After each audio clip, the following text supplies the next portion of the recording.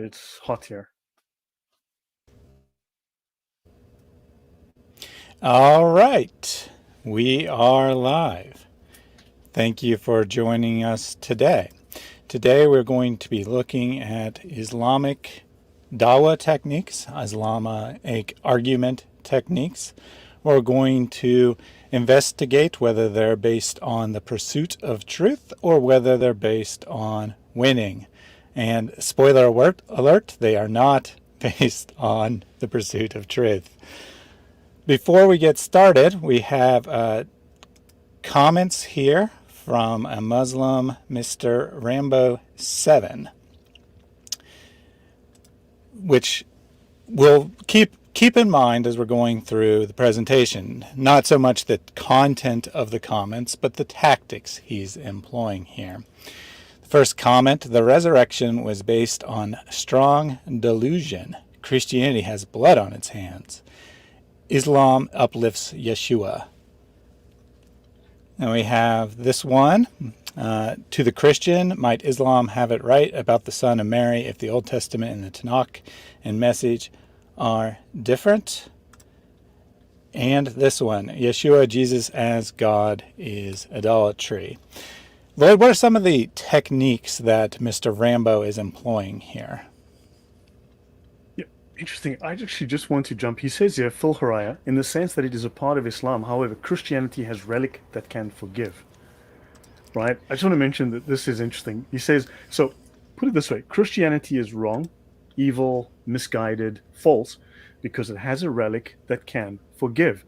Now, notice the black stone in the corner of the Kaaba, or shall I say that the trinity of three little black stones that were broken and glued together with tar. That trinity of three little tiny stones called Allah, that loves to be kissed, loves a kiss and a cuddle, that black stone can forgive your sins. Right? That is very clear from within the Islamic sources that kissing that black stone, touching that black stone, removes sin.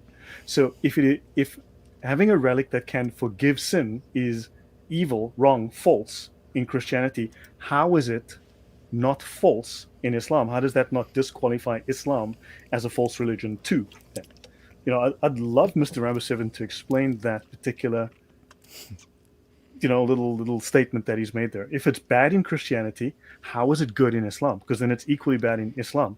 That makes Islam equally false. Please explain. So yeah. So hi everyone. Thanks, Thaddeus, for having me back on. And yeah.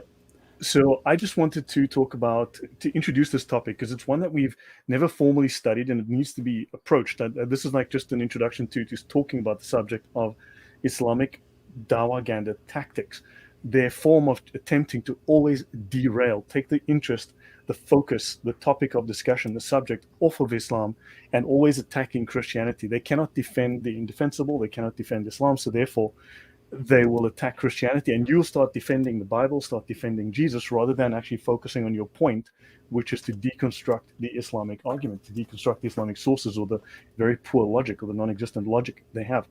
And this tactic arose in the 12th century, the early 12th century, under an Islamic scholar called Ibn al-Jabbar. He set the precedent of attacking Christianity rather than attempting to defend Islam. So this has become the norm for the last 900 years. And this is what we need to do, is to press them, not to defend your position, because then you're on the back foot and they are running the show, but we need to press them. And we want to talk about some of the tactics and ideas they have in place. So yeah, any update from you, any thoughts from you? Yeah, well, I was going to bring that comment from Mr. Rambo up Oh, he has to as a go. separate one. He has to go. Isn't that Oh, shocking. coincidental? Yeah. I, I have to go. Just shocking here that as soon as he's asked to defend his views live, he has to leave. Such a shame. Exactly. I understand, but this proves my point that I just made. They don't defend Islam; they attack Christianity. And you mentioned one point. Sorry to interrupt again, but you mentioned, if I can I share my screen? Yeah, I mean, we don't want to jump into the presentation yet. We're still Yeah, on no, but there was something introductory he said that I comments, just but want to show okay, people sure, sure, again. sure. Then I'll. He mentioned that what did you show? You said that they respect Yeshua, that they really give Where was that comment you made, please? What Yeah, was I it can bring reading? that back up.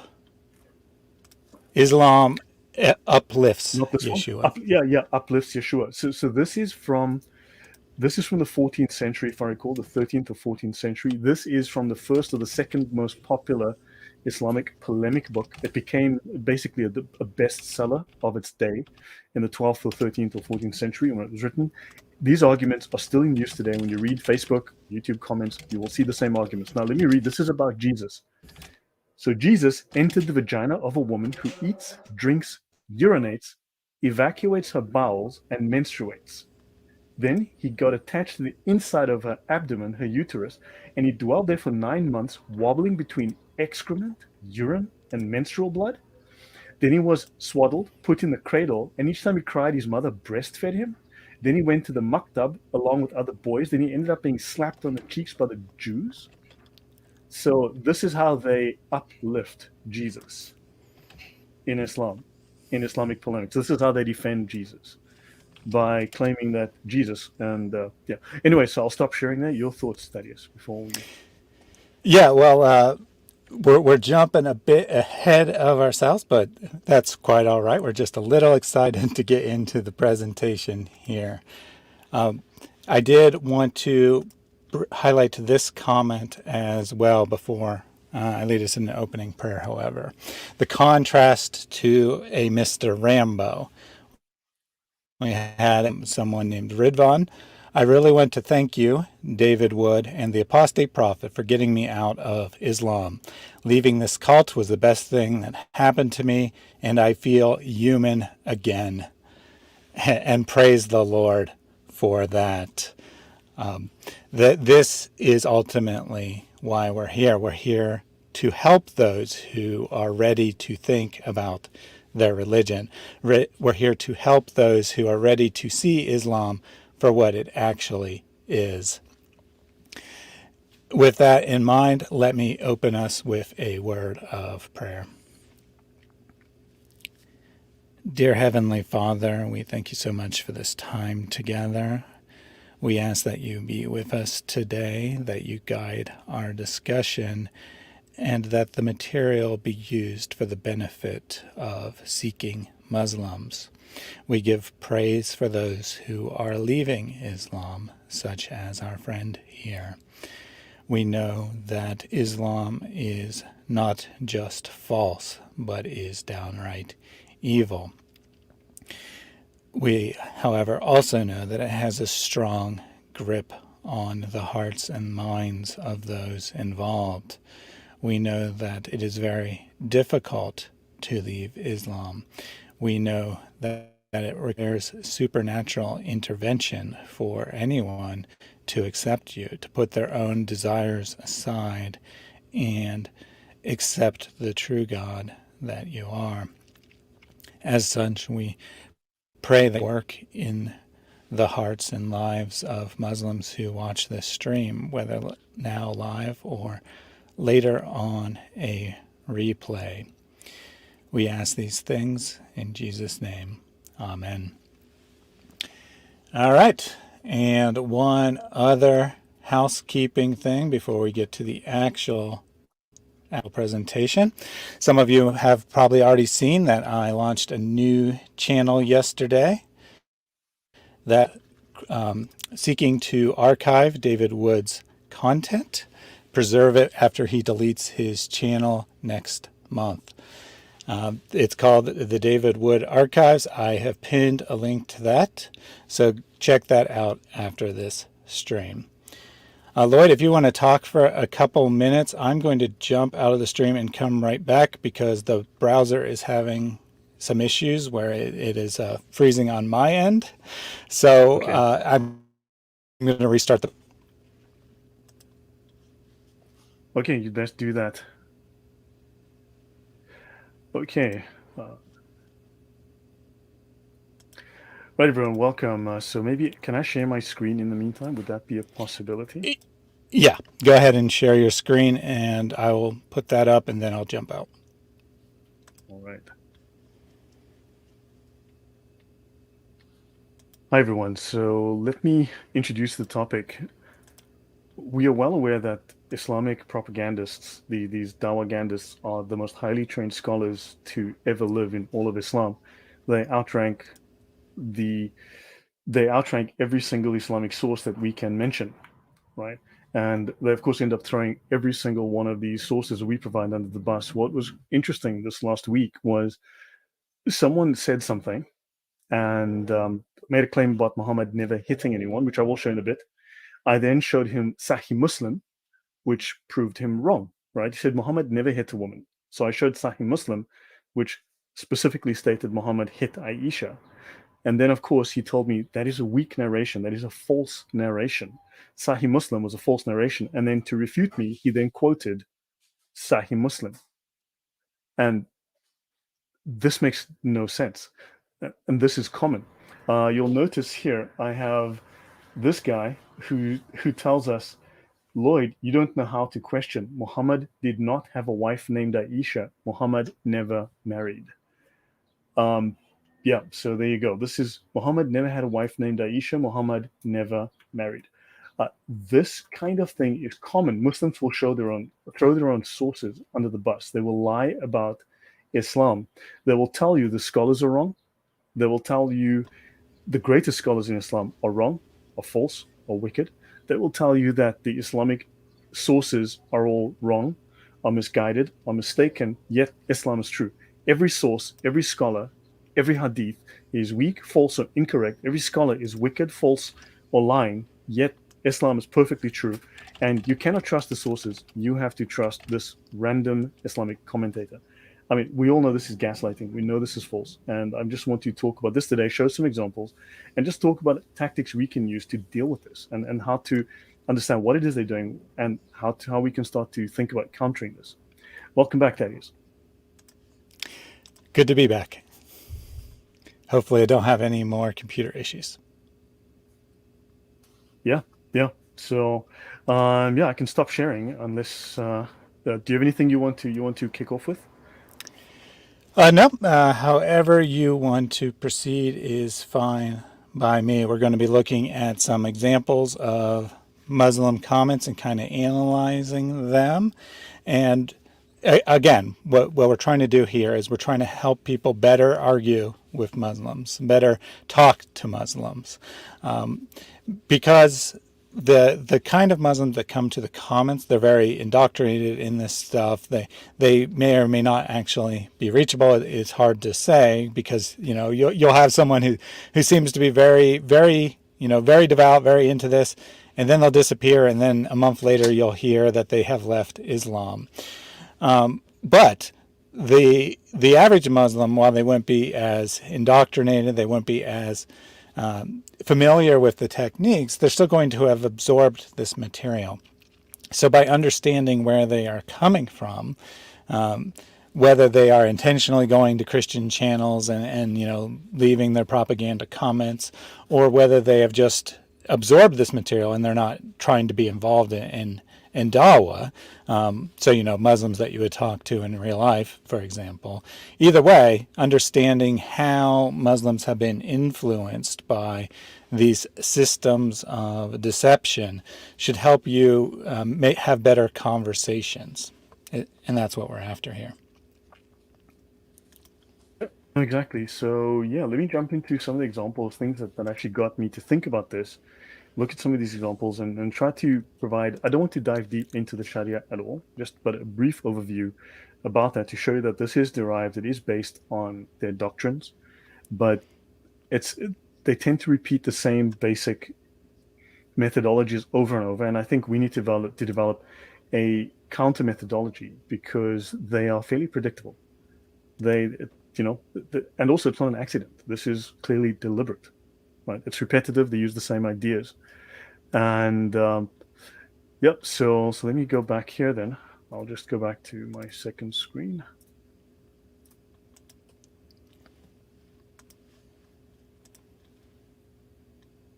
And let me add that back to the stream. There you go.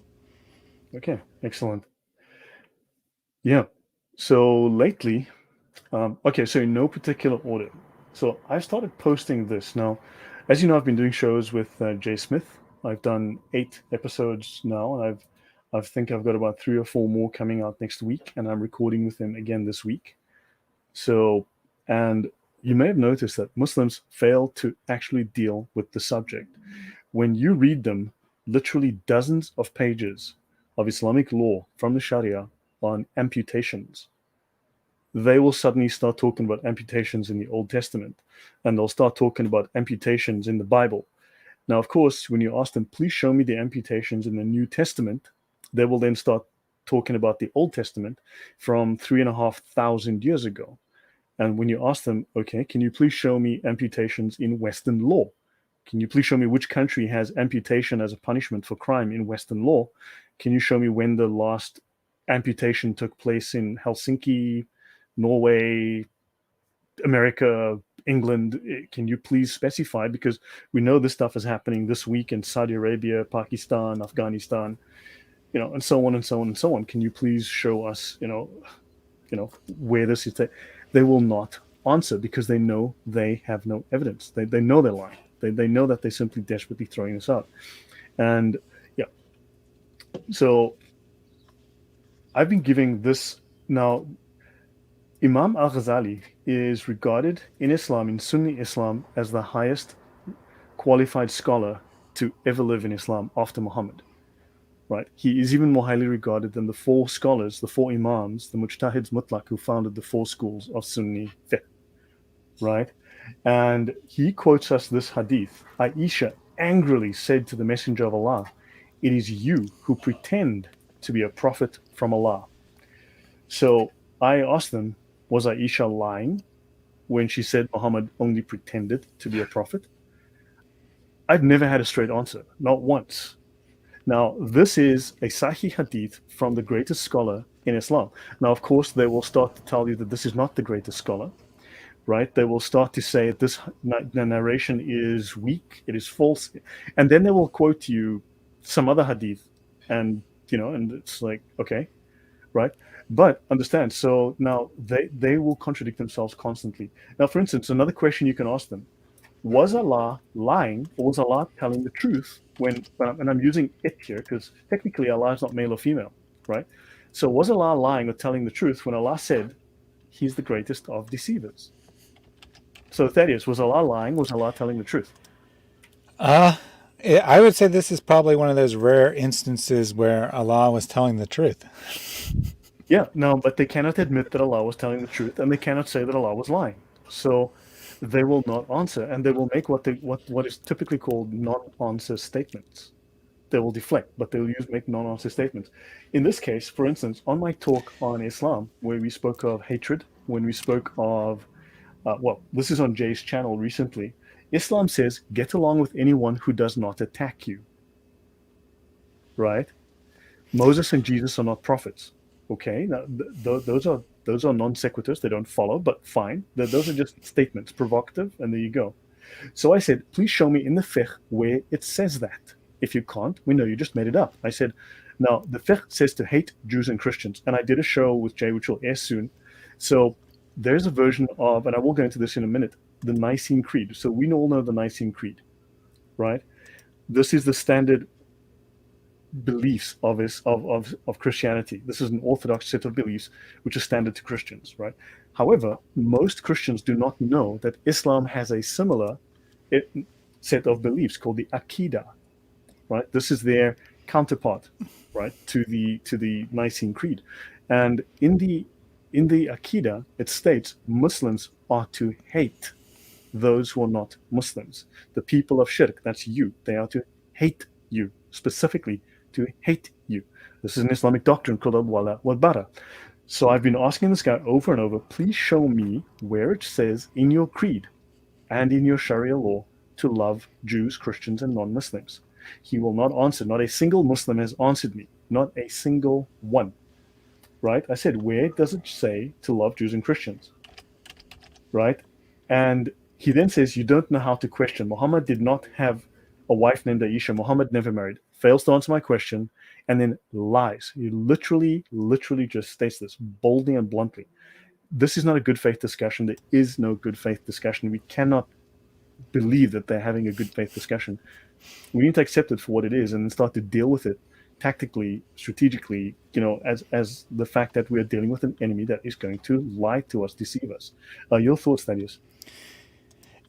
Yeah, this is just insanity here to claim that Muhammad never had a wife named Aisha and act like it's us critics of Islam that are deceiving here. And this is truly astonishing. I mean, this is one of the most basic facts. I imagine kids probably learn this in the equivalent of kindergarten, if not before that. There's no Muslim on the planet who doesn't know that Muhammad had a wife named Aisha. But here this Muslim comes and he tries to act like this doesn't, that you're wrong, you don't know anything, and he doesn't care. He'll just say whatever he wants to say to try to make that true. Lawrence Exactly. did Yep. Lawrence did ask for the hadith where Aisha says that Muhammad pretended to be a prophet. If you have the link offhand, that's great. If not, we'll put it in the comments later. Yes. Book on the etiquettes of marriage. Give me And while one you're moment. pulling that up, Got it. I'll drop it in the chat now. excellent.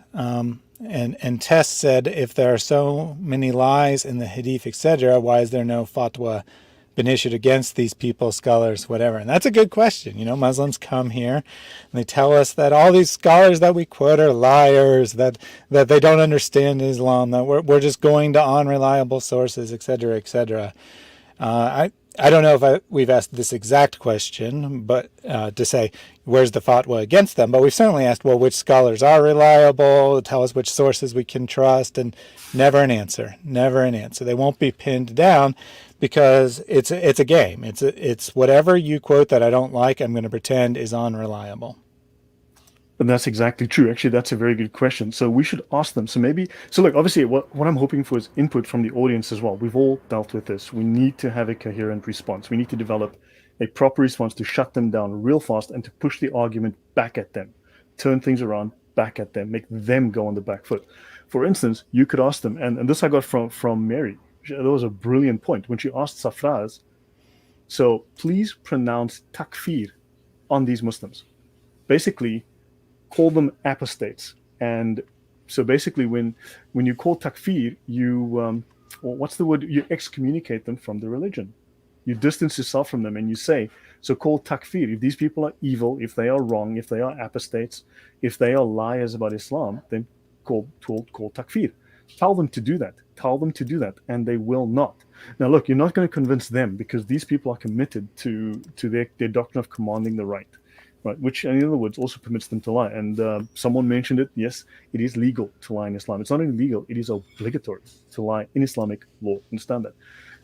You will not convince them. They know you're right. They know they cannot prove their case, so they would give you evidence. But we need to show the world. We need to show the people reading those comments. We need to show the other Muslims, right? We need to, because people are starting to see. Hold on, I'm reading this argument, and this Muslim has gone full Amber Heard, and we are remaining logical.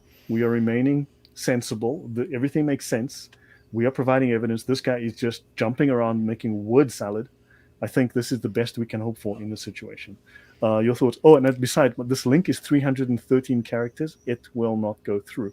So I am going to have to split it into two. Okay. So I'm going to split this link in two, and let's see. Yep, no problem. And we'll post it in the comments section later as well. A servant girl here had a good comment. Oh no, it's not going to work like that. Sorry. Yeah. The lies are only boomerangs. Lies can't hurt us. The lies are only hurting those who lie. They are in the traps of their own lies. And I think this is a good comment because ultimately these lies do hurt Islam. The ignorance and system of ignorance in which they rely is no longer possible. The Muslim world is still acting like it's the year 1800 and they can just shield their people from ever hearing any truth, and that's no longer the case. And when lies are revealed, some people will see that and they will leave Islam as a result. So that's exactly what we want to do. We want to cause those lies to go back and hurt Islam instead of having their intended effect of deceiving people.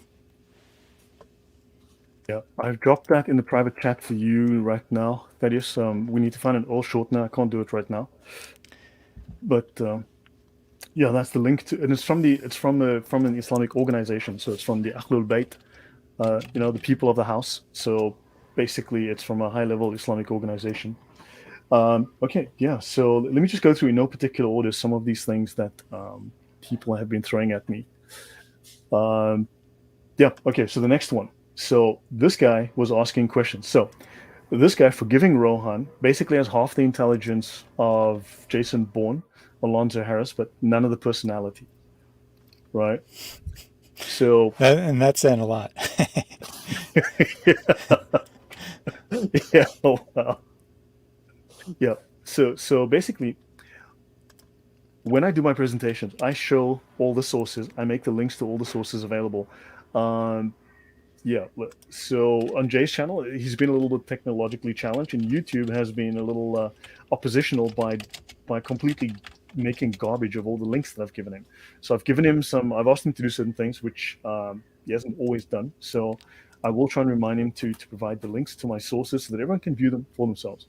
But so this guy was saying, I am lying, I am lying, I am lying. And I'm like, no, I am showing the Islamic Sharia text on the screen. I'm showing you the book, showing the cover, I'm showing the author, then I'm showing the page, and I'm reading it off the page. How am I lying? I'm not making it up. I am just literally reading it off the page. So this guy says, forgiving Quran. So the books he found is a liar. Yasir Qadi is a liar. Introduction to Science of the Quran. Yasir Qadi, PhD, is a liar. Now notice they cannot call. It is illegal for a Muslim to call takfir. To excommunicate another Muslim is illegal, no matter what that Muslim does in the Sharia. A Muslim could literally barbecue a baby in the street and eat it. You cannot call takfir on that Muslim. It is not possible because no matter what they've done, they are still a Muslim. Why? Because they've said the Shahada, they believe in Allah, they believe in the last day. Right? As long as they've met those criteria, they're a Muslim for life, no matter what they do. And a Muslim has no authority to call takfir on another Muslim. So notice this guy doesn't say, yes, Yasir Qadi, he goes, you need education. How does that answer the question? That evades the question. That is? Yeah, exactly. If this guy needs education, then forgiving should be giving that education by telling us which sources we should be going to. But he can't do that because he knows that whatever he points to is going to say the same thing, no doubt. Exactly. Thank you for that. Very, very much so.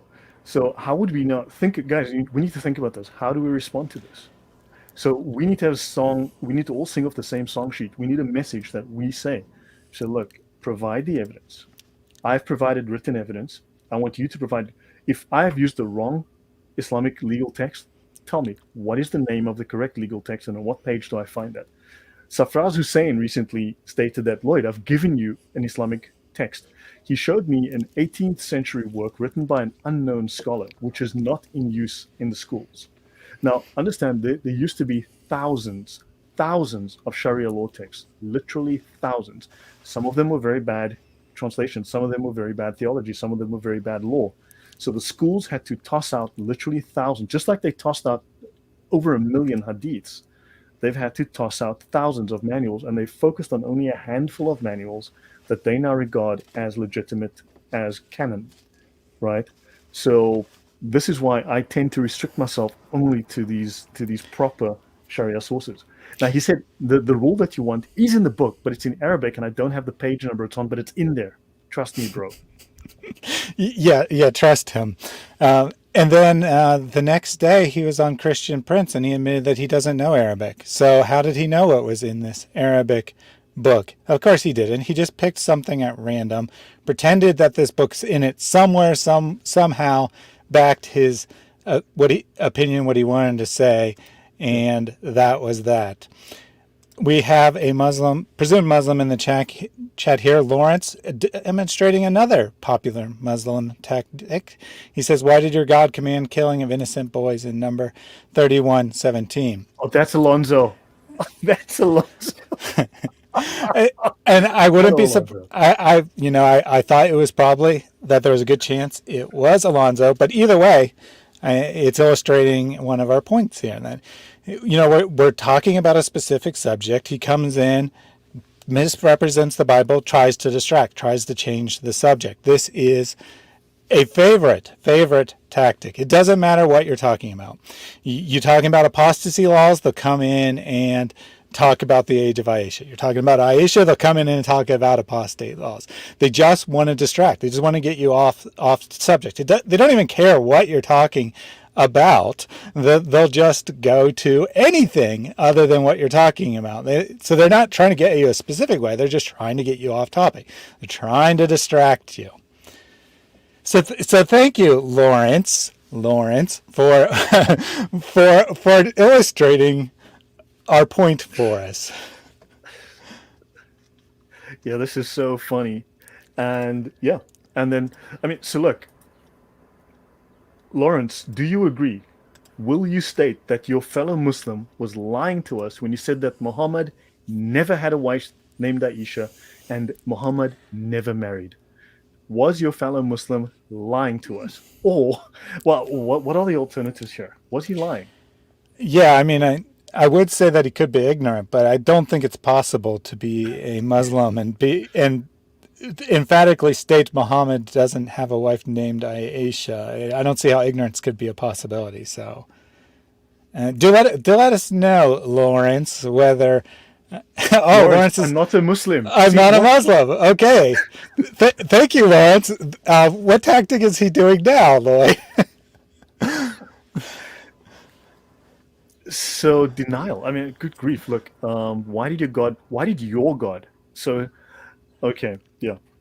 So Well, it's interesting that they, Lawrence, yeah, if you're not a Muslim, why don't you prove it in the chat? Why don't you say that Muhammad was a false prophet and on the penalty of death, I assert that I do not believe in him. Type those words in the chat for us. Thanks. yeah. Fantastic. Notice that he's going to be changing that. Yeah. Okay, there's a handful of things I want to go through. So in no particular order, guys, I just want to bring up. So actually, let me go here while I'm here then. Let me go. Okay, we've already covered this here.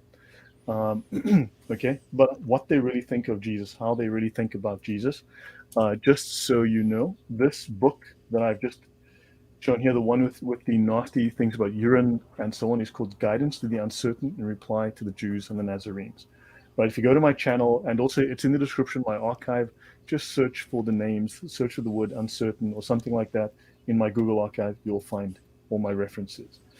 Another thing that I want to introduce today so that I can show you this is this book, okay, which Muslims want you to spread this everywhere and share the knowledge. This book is called In Defense of Islam. This is their updated, most, well, I think, most popular Dawah Ganda manual to teach people how to do Dawah, how to use the arguments, where to find the data for the arguments, where to copy paste everything, and how to deal with Christian, polemics and apologetics. All right, we'll be going through that. And I will be talking about something that one of our favorite people, of course, Abrams said. But let's have a talk. Let's have a look at this guy, Asif Makki. Right? They Real come to quickly the, before of course they do. before you, yeah, Troy said they come to distract, and indeed they do. But since we're talking about their tactics, I thought it would still be helpful to bring up his attempt at distraction. Yes. So yeah, I So you wanted go to ahead and see this continue. Yep. identified. Sorry, go on. Yeah, I said go ahead and continue. So yeah. He hasn't denied Muhammad now, has he? no, he's gone silent. Yeah. Um, so also, look, I mean, I've been asking Muslims, please show me where in your creed, right? There is the creed, and I will show you guys the creed later. And where in Islamic law does it say to love Jews, Christians, and non-Muslims? Please show me. It should be a really simple answer. Oh, it's here. It says here, Allah says to love Jews, to love Christians, to love non-Muslims. I have not had a single answer. Lawrence, Muhammad is a false prophet, and I assert that on death. You have to dumb to believe Islam. My problem is the same thing. No, he's not answering. Notice that is your thoughts. That is. I mean, he more or less said that he more or less said what I said, but he added this: He you said he have to can't be do grammar. dumb to believe Islam. No, he didn't say that. He said he can't do grammar. Well, I can overlook that. Um, I need to look at his channel, see if it was created today. No, because this is called, okay, look, in law enforcement circles, rather in terms of manipulation of language, this is called, some would call this a give and take. You're giving something, but notice it's corrupted. Okay, it's not a clear statement. It is ambiguous because there's certain grammar that he's missing.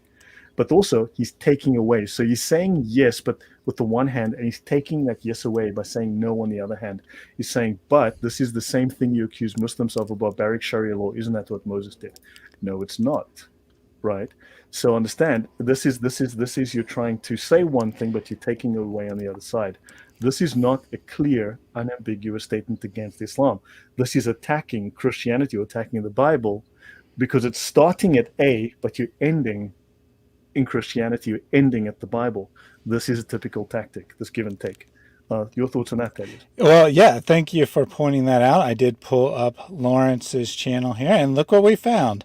Joined June 26, 2022. Yes, I'm sure that someone just randomly joined YouTube today and came to my live stream to defend Islam, but no, they have nothing to do with Muhammad at all. I am astonished, though, that Alonzo here is willing to type the words, Muhammad is a false prophet. This just goes to show you the depth of his deception, that he is willing to deceive to the point that he's willing to deny his beloved prophet. Well, this is called taqiyya, isn't it? There's a name for that. Indeed, it is. Right? As Now, long as you keep faith in your heart, you can say anything with your mouth. indeed. Now, traditionally, the view is that you can only do taqiyya when you are being threatened. However, there is a variance of opinion here, and clearly Alonzo feels that he can do it just for the benefit of Islam. That he You can, can do it, but it is legal to do it for the benefit of Islam. It is perfectly legal to do so. right, And so he's following the less restrictive use of the tactic. And to point out here, Taqiyya is actually specifically denying your religious beliefs. So he is doing Taqiyya. He's not just lying in general or following some other form of lying. He actually is doing exactly Taqiyya. He's denying his religious beliefs. But I want to point out something else here. He comes into the chat and he thinks that by pretending to not be a Muslim, he has greater credibility. He implicitly is telling us that non-Muslims have more credibility than Muslims. And why would that be the case? Well, because we know that Muslims lie. He knows that Muslims lie. He knows he is lying. So he knows he doesn't have any credibility, so he pretends to be someone else. correct. And this is very common. Let's have a look. Yeah. I mean, so I'm going to show some examples of that as well. We've all seen countless examples, right? Yeah. Guys, in the chat, click on live chat. Don't, it often says top chat, but on top of the chat function, you'll see this little drop down. It says top chat. Click on that and go to live chat. Okay. So notice, yeah. So he's found an out to not call takfir on this other guy who claimed that Muhammad never married, right? So they will dance around and just exhaust you, and that's the whole point. The point is not to be drawn in to their game, right? Okay, Asif Maki.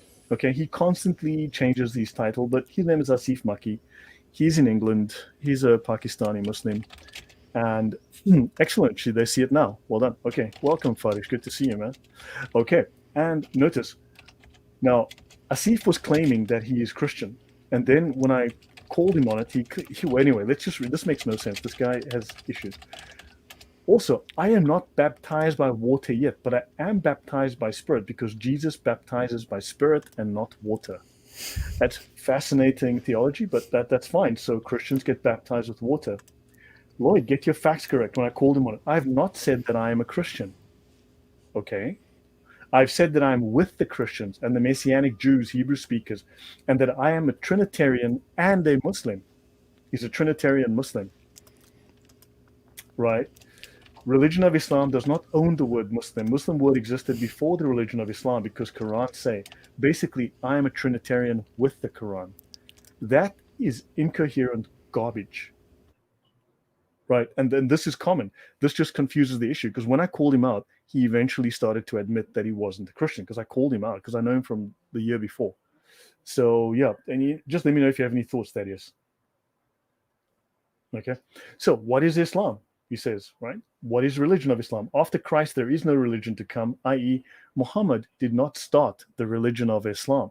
As I said, Mo has to have been on Christ's side to have been a true prophet. So Muhammad had to have been on the side of Jesus to be a true prophet, and no religion would he have introduced, and he would be with Christ, e.g., Isa, who was crucified and rose up. I accept Isa was crucified. If you're not happy with that, tough. That wasn't the topic of the discussion. So now he's trying to align himself with Christianity to give Muhammad legitimacy. I mean, that is your thoughts on this, because this is gobbledygook. Yeah, well, I don't say this to be mean. I think in this case, Asif probably does struggle with mental illness. That said, he is getting this material from someone. He might not be able to comprehend what he's saying. He might be very confused and tell us weird, bizarre theories, but he's getting it from someone. He's getting it from a Muslim who is either he's pretending or he's getting it from a Muslim who's taking advantage of his mental illness to use him as a pawn, to use him as fodder for the cannon, if you will. Agreed. Now, look, I know someone who's familiar with him. I have had contact with someone who is familiar with him and has told me certain things about him. This man is a devout Muslim, spends a lot of time at the mosque, and apparently he's not well. So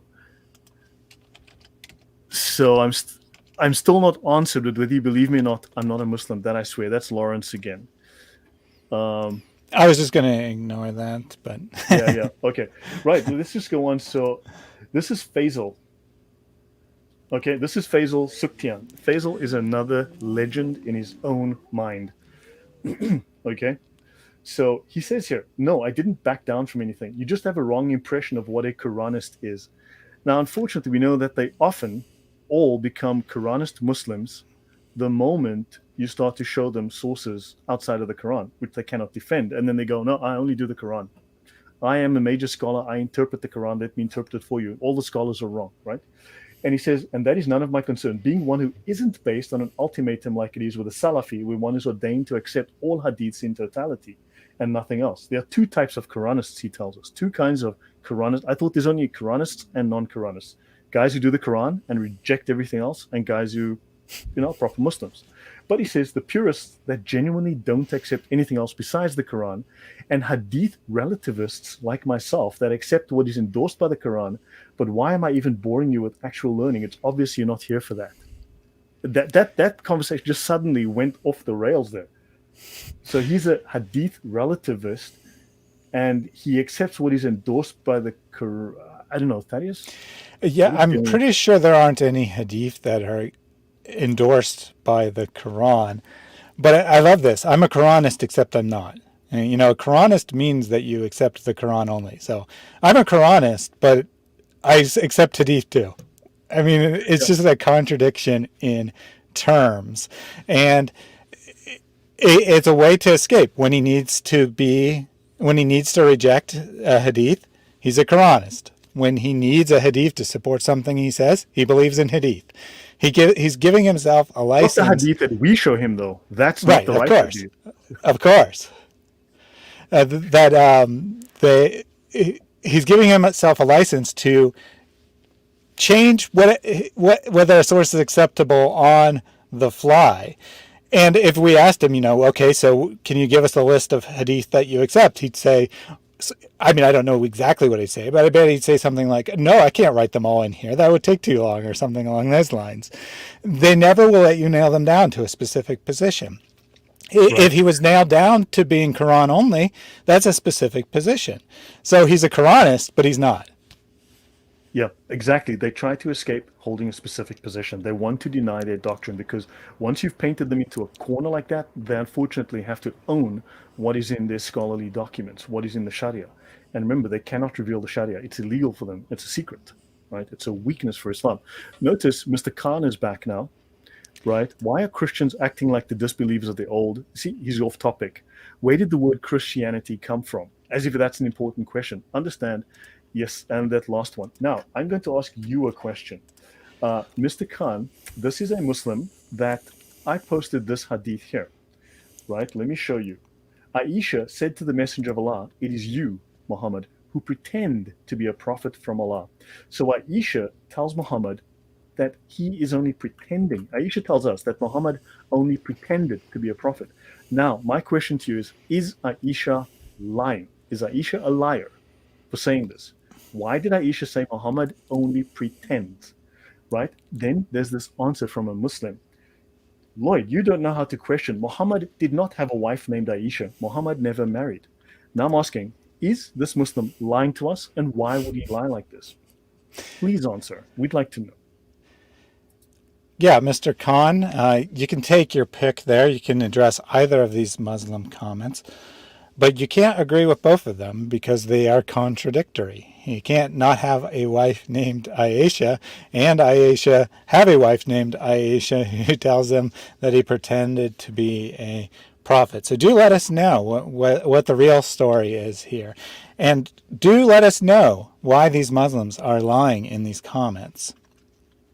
Right. So yeah, so understand they will throw anything and anyone under the bus.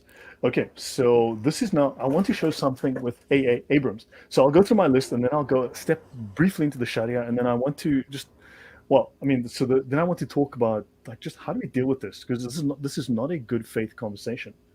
So notice I say to A. Abrams here, show me the Aqidah, their creed, and I'll show the creed in a while. Show me the creed of Islam or the fiqh or these Sharia laws that says to love non-Muslims and Jews and Christians. Why is this proving so hard?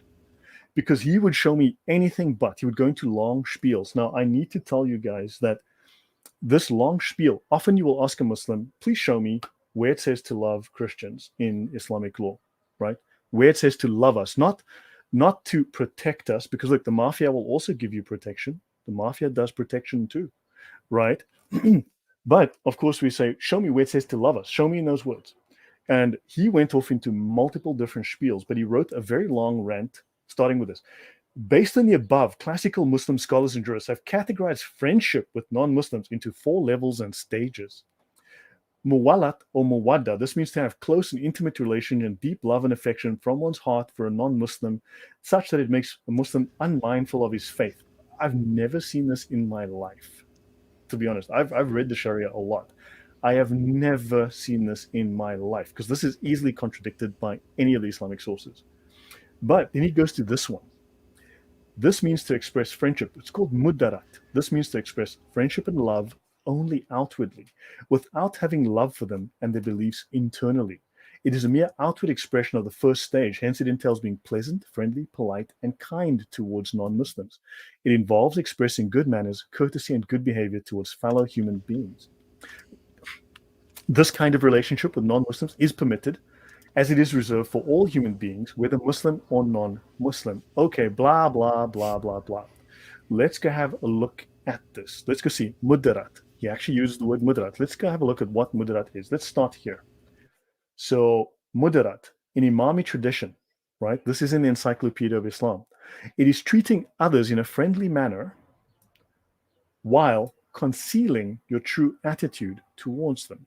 So it's treating them in a friendly manner while actually concealing your true feelings. Okay, let's have a look at what those true feelings are. Let's look here. Now, of course, actually, let me show this particular slide. So let me show this slide. This is 2 pages, 2 slides. This is Quran 60 verse 4. You have a fair example in Abraham and the ones with him, as they said to their people, surely we are completely quit of you. We are done with you, right? And whatever you worship apart from Allah. So in other words, we have no association with people who worship anything other than Allah. We disbelieve in you, and between you and us, enmity, which is in the dictionary defined as hostility, hatred, ill will, animosity, antagonism, has appeared. And abhorrence, which is defined as extreme repugnance, loathing, abomination, forever until you believe in Allah alone. So we will hate you with abhorrence, with loathing, with antagonism, hatred, until you believe in Allah alone. This brings us to the doctrine of al-wala wal-bara, disassociation and enmity, loyalty and disavowal, loyalty to the Muslims, love for Muslims, and hatred, absolute, abject hatred of non-Muslims. Now, notice it says in the doctrine of al-wala al-bara, after loving Allah and His Messenger, Allah obligates us to hate those who oppose Allah and His Messenger, those who are non-Muslims, right, who will not accept Islam.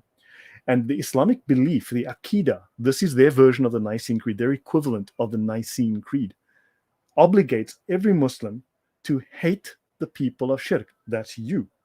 This obligation comes from the creed of Abraham, the creed that we are ordered to follow. So Abraham, apparently, who was a Muslim, ordered all the Muslims to hate non-Muslims. And this is what Abraham apparently taught, and this is what Muslims are doing. Your thoughts, Thaddeus, before we go to the stupid, what a dumb comment by this stupid Mr. Khan. So Usama Dakduk said that he challenged a woman who was saying that Islam is a beautiful religion, etc., to find just one beautiful verse in the entire Quran, one loving verse. And she actually took up this challenge, and she read through the Quran, and then she came back to him, a week or two later in tears because she couldn't find anything of value in the Quran. She had honestly believed that it was this beautiful book based on what she told, and she couldn't find anything about loving anyone in the Quran. Yeah. And that's the reality. There is no such thing in Islam. There is nothing about loving anyone. It's about serving Allah as a slave serves a master. There is no love in Islam. We have a relate. Remember, we've asked Safraz to show us why the Sharia is beautiful. He was not able to do so. Yeah, he just got up there and kept asserting that he believed it and that it was beautiful, but he couldn't provide any reason. Servant Girl has a related. Stop sharing for a moment. Yeah. Yep. Go on. Servant Girl has a related question here. So why so focused on Christians and Jews? Why is Islam so focused on Christians and Jews and not the rest of the world, East Asia, Buddhism, Hinduism, and other religions? I'll let you share your thoughts first, and then I might have a couple thoughts as well. Oh, you know what? If I may, I just need to do one thing, Thaddeus. I overlooked something, and I will answer her in just a moment. If I may, I need to share my screen again. Sure. And my apologies. On that point that we just made about the doctrine of al-wala wal-bara, which is the hatred of non-Muslims, notice it says here, a jihadi gets the highest level of reward in Islam for killing and being killed in the way of jihad, right? Notice, though, that same level goes for people who hate Jews and Christians, okay, who die not in combat, but who die secretly hating non-Muslims. Those who died after spending their lives waging war against their appetite of soul, the lower soul, right, were regarded as martyrs, okay, even if he dies in his own bed. This person is a shahid who will be treated as if he had been killed fighting alongside the Prophet. That's great, because you see, you're trying to overcome your conscience. Your conscience doesn't want you to become a hateful human being, but Islam requires you, as part of its creed, to hate non-Muslims. Notice here, other traditions declare martyr those who in their lifetime practiced mudarat.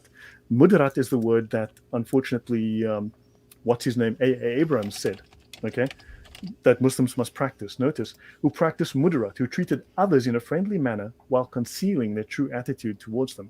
And that true attitude is hatred. You become a martyr for doing so. You earn great reward from Allah for hating the non-Muslim. There is no love in Islam. It is purely hatred of the non-Muslim. I'll stop there. Yeah. So absolutely, that Islam is about hating the other. We have a new Muslim in the chat who seems to agree with us. But I want to answer this question from Servant Girl first, and then we'll get to this Captain is incredible. Yemeni. Thaddeus, you need to show this. The Captain Yemeni? Or No. This just, see, some of them are so blatant. And what happens is then they call, I'll paste this in your Skype and you can show this to everyone. And then they call Islamophobia when you reveal what it is. I mean, Have a look at that. Yes. Okay. Let me share the screen. Here's another one. Some of them are very open about it. There we go. So this is the first one you sent me, which says, "Why are we to love you? What is your obsession with love? We bring the sword to idolaters, not love. See the more." And this is actually very similar to the... Seethe more, seethe. Oh, Seethe sorry. inside, emotionally. Yes, sorry. I corrected an error that wasn't an error. Right. And then Captain Yemeni in our own chat said something similar. He said, "Why in the world should we love enemies of Allah in the first place?" Now, And these then are the most one you... being honest. And then the one you just sent me, "Yes, get ready, black flags and jizya soon." So here we have... You're an Islamophobe. Right. Are these Muslims making these comments to us? Are they Islamophobic? Because if we make comments like this, we're called Islamophobic. But isn't it, after all, Allah who made people Islamophobic by making Muhammad victorious by bringing terror upon people? Just thought I'd point that out. Yeah. But And Safar Hussein says, please love and respect other religions. Where does it say in the Aqidah and the Fiqh to love and respect other religions? Please show me, Safraz. If you cannot show me, then I'm going to call you a liar, because you are. There is no such command. So Safraz, are these Muslims, Abu Abbas and Captain Yemeni, are they false Muslims? Or are they telling us the accurate? And by the way, didn't you tell us, just like, I don't know, last weekend, that it was good to kill people who were not Muslims, Yes. who had left Islam? So make up your mind, Safraz. Should we love and respect other religions, or should we fight against other religions? He says no one should hate. That's astonishing, Safraz, because you come and you spew your hate on my channel constantly. So maybe you should follow your own advice and stop hating me so much. I believe you've probably even used the words that you hate Christianity, you hate Christians, you hate the Bible. But you just told me no one should hate. So Safraz, two things from you. One, I want you to tell us that these other Muslims are not true Muslims, and that they have misunderstood Islam and they're committing grave sins. And then two, I want you to tell us... We'll takfir on them for being false. Tell us they are liars. And then I want you to... I'm glad that you don't hate me, Safraz. I don't hate you either. I want you to tell me, however, where your Quran or your authentic Hadith tell you to love people of other religions. Yeah. I want you to tell me. Show us in the Aqidah. Show us in the Sharia as well. Where does it say to love Jews and Christians? Please show me the place in those words. Yes, I want specific sources. I don't want... Well, it's in this book somewhere. I don't know the page number. Give us specific sources that are reliable in Islam. We'll be generous today and say that we're going to allow you to use any source you want. We're not even going to restrict what it is. I just want you to show anything in Islam that backs this claim that you should love and respect other religions. Luckily, Captain Yemeni is not on the same page as Safraz here. He says, I don't love you at all, fellas. Well, we still love you, Captain Yemeni. He's being honest. We are enemies of Allah. Right? And he's instructed in his Aqidah to hate us.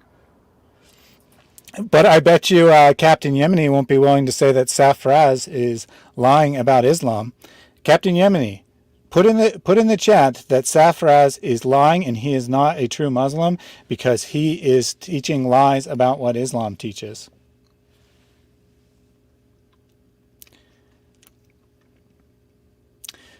We will see what happens here.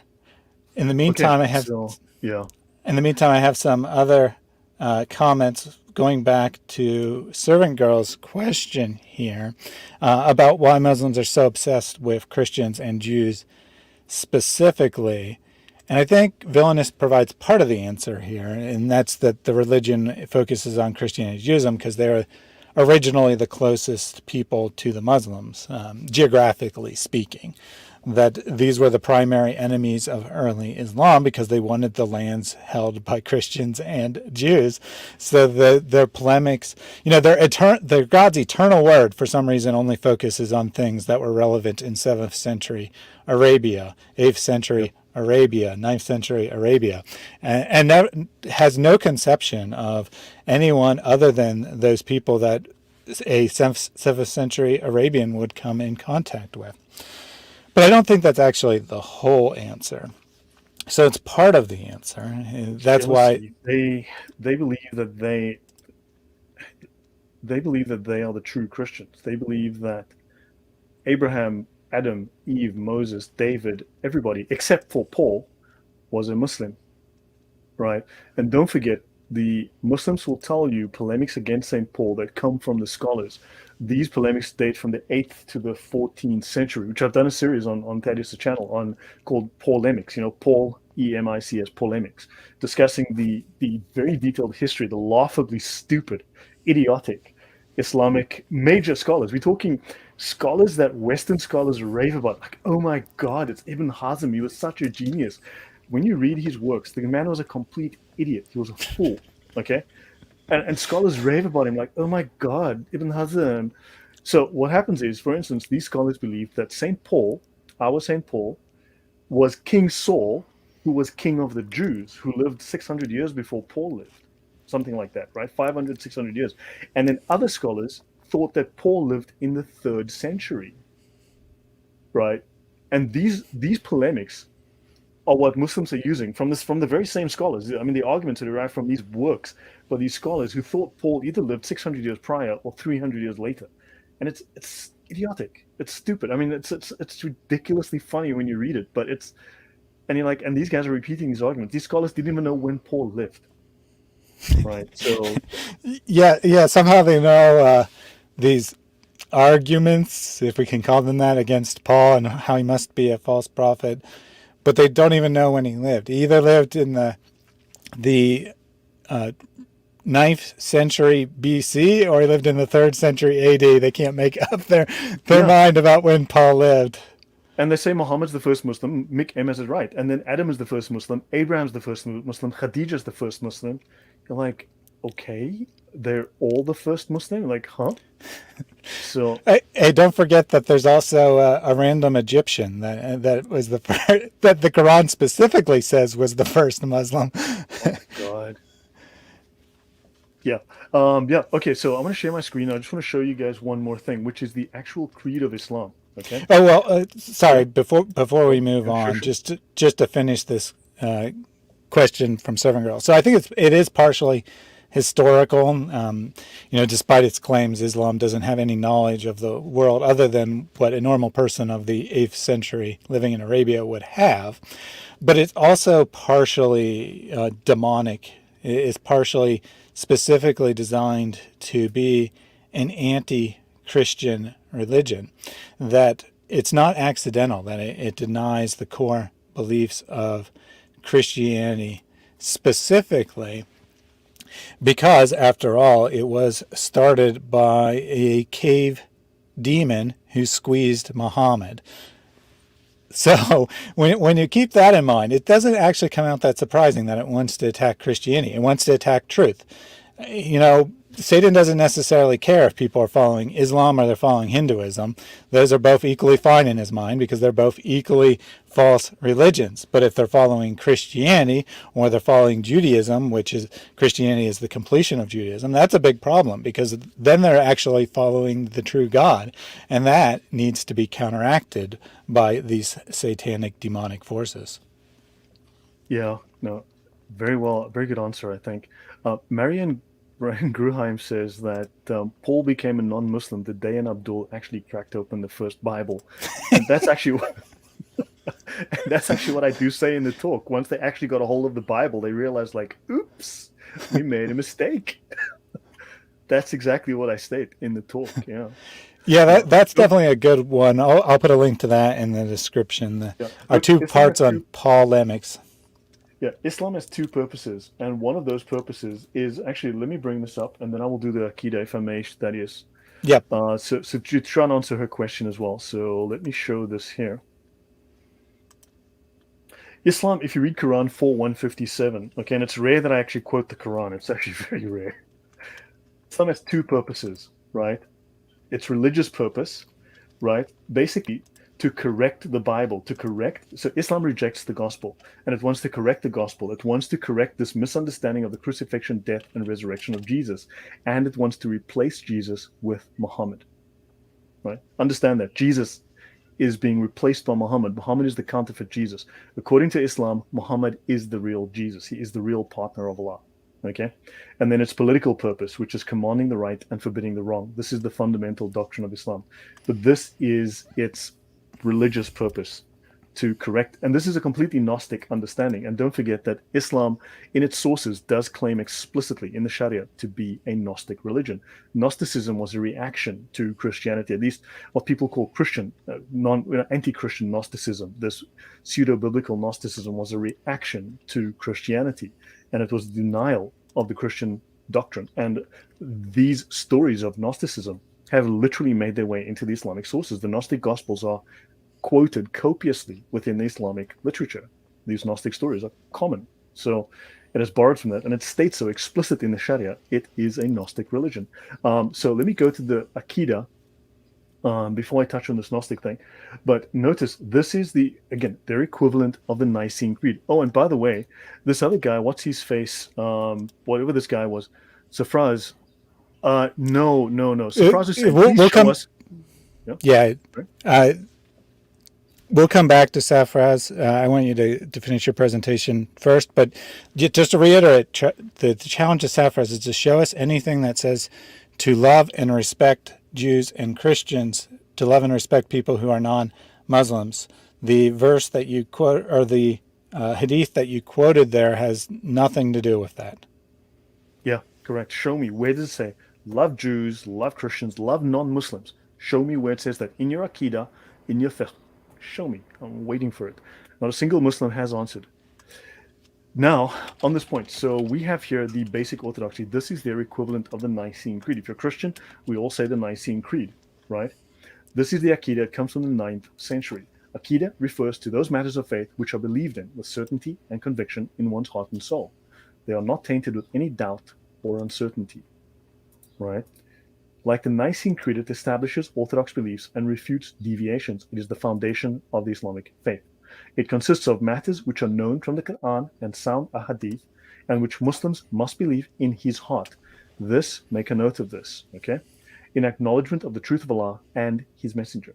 Popular statements of basic Sunni Islamic doctrine or articles of faith are the Aqidah al-Tahawiyah, the Ash'ari Creed, Aqidah, and the Maturidi, amongst others. Aqidah is also a primary science in Islam. It's a science, okay? It's a whole long list of like 100 and something statements, okay? And notice, this is a legal loophole. He doesn't have to say it verbally, as long as he holds it in his heart. He doesn't have to speak it in his mouth. This is will versus logos. Logos is logic. Logos is truth. God is logos. Jesus is the logos. But understand, logos has a connotation, an aspect of speaking the truth spoken, right? Whereas the truth is concealed, right? Notice these are just 3 statements from the Aqidah, number 73 to 75. You'll find slightly different lists, but they're all similar. We follow the Sunnah of Muhammad, not the Quran, the Sunnah, and the congregation of the Muslims, and we avoid deviation, differences, and divisions. We love the people of justice, that's Muslims, and trustworthiness, that's Muslims, and we hate the people of injustice and treachery. That's you. If you're not a Muslim, that's you. So we hate the people of injustice and treachery because we don't worship Allah. We don't worship Muhammad. We all know you worship Muhammad. By the way, on a side topic, remember in Islam, when you go to the loo, when you go do a number 2, you need 3 stones to clean your boom boom with. There are 3 stones stuck in the corner of the Kaaba. I'm just thinking, is there a connection? Was this like all they had left to like commemorate Mo with? Is this like 3 stones? I just find it weird, glued with wax or tar in the, I just, can someone help me out with that connection? I'm just wondering. Moving on to number 75. And when our knowledge about something is unclear, we say Allah knows best. That is actually ingrained in Muslims. This is part of their creed. But notice they are to hate you if you're not a Muslim. So hopefully that makes it clear. So what's his face? Jesus said, "Love your enemies." So please Hey, love Prophet Muhammad. So surprise again. This fool. I'll stop here. I'll stop sharing. Your turn. That is. sure, sure. So we'll go to Sapphiros first, since you want. So this is what he said. Jesus said, "Love your enemies," to love the Prophet Muhammad. And I did save his earlier comment as well. Prophet Muhammad said, "Whoever would love to taste the flavor of faith, let him love a person only for the sake of Allah Almighty." So this first one, your first attempt here, this says whoever wants to be a true Muslim should love people for the sake of Allah. So a Muslim should love Muslims. Got it. That wasn't what we asked Remember, you for. it says in the Bible that even the evil people. Well, what's that verse that says that even tax collectors love their own people, but you need to love others, right? It says that even the evil people love their sons and daughters. So that's not a hardship, loving your enemies. So I mean, there's a verse on that in there. But yeah, go on, sorry. Yes, absolutely. I'll pull that up in just a second. But his other comment here, which, sorry, I'm trying to do multiple things at once. His other comment was that Jesus said to love your enemies, so please love Prophet Muhammad. Well, actually, Safraz, Muhammad isn't my enemy. Muhammad's dead. He's just an empty, rotting corpse. I don't make enemies with rotting corpses, or long gone corpses, I should say. His bones are probably starting to disintegrate. He's been dead so long. However, you, in a sense, are an enemy of Christianity. You are an enemy of mine. And I do love you. That's why I do these shows. This is why I do this sort of thing. That said, did Jesus say that you should, that loving people means never telling them that they're wrong? Did Jesus say that you should just let the false religious teachers go about teaching falsely? Or did he strongly condemn those who were speaking falsity? You would say to Jesus, Jesus, you aren't loving those Pharisees when you call them names. So you're telling me that we don't love Prophet Muhammad, which actually I don't have any emotional response or any love response, positive or negative, to Muhammad, because he doesn't exist. He's gone. He can't be an object of my emotion. But that said, if he was alive now, telling him that he is a false teacher, strongly rebuking him, calling him names, would not be not loving him. It would be loving. Telling the truth is loving. This is what you Yeah. need to understand. In Islam, loving, well, the word loving doesn't really exist, but proper behavior is telling someone lies if it makes them feel better about themselves. In No. Islam, well, assuming they're a Muslim, I should have specified. Assuming they're a Muslim, lying for their benefit, that's good behavior. Lying for your own benefit, that's also good behavior. In Christianity, loving someone means telling them the truth, regardless of the consequences. If Yeah. Christianity is true and non-Christians are condemned to hell, it would be completely and totally hateful to not try to reach people with that message. Yeah. If I may, so Servant Girl says very Matthew 5:46, for if you love those who love you, what reward have you? Do not even the tax collectors do the same? And that's exactly true. Now, notice Andrew Martin next says, for Muslims, love is a demand for respect for Muhammad. And then, of course, our little friend comes along and says, um, oh, did that comment disappear? No. He says, Andrew Martin, you are welcome, and I am very proud of that. He's agreeing. That is the case. So yes, it's a demand. But notice, to love Prophet Muhammad is it's phrased as an invitation, but it is really a subtle, dishonest demand. It's a deception, right? It's trying to twist those words and to say, well, then you must love and respect Muhammad. This is a Trojan horse. It is all Trojan horses, slipping it in the back door, right? To love. So, in other words, you must not criticize, but we are to criticize evil. We are to criticize what is ill, what is evil, what is sick, right? And this unfortunately is the case. So this is it's a way to try to derail the conversation and to also prey on your goodwill, your good nature, and to try to subvert that. Yeah, Uh, absolutely. They're trying to take advantage of the fact, or at least the perception, that Christians are very nice, very hesitant to call other people wrong.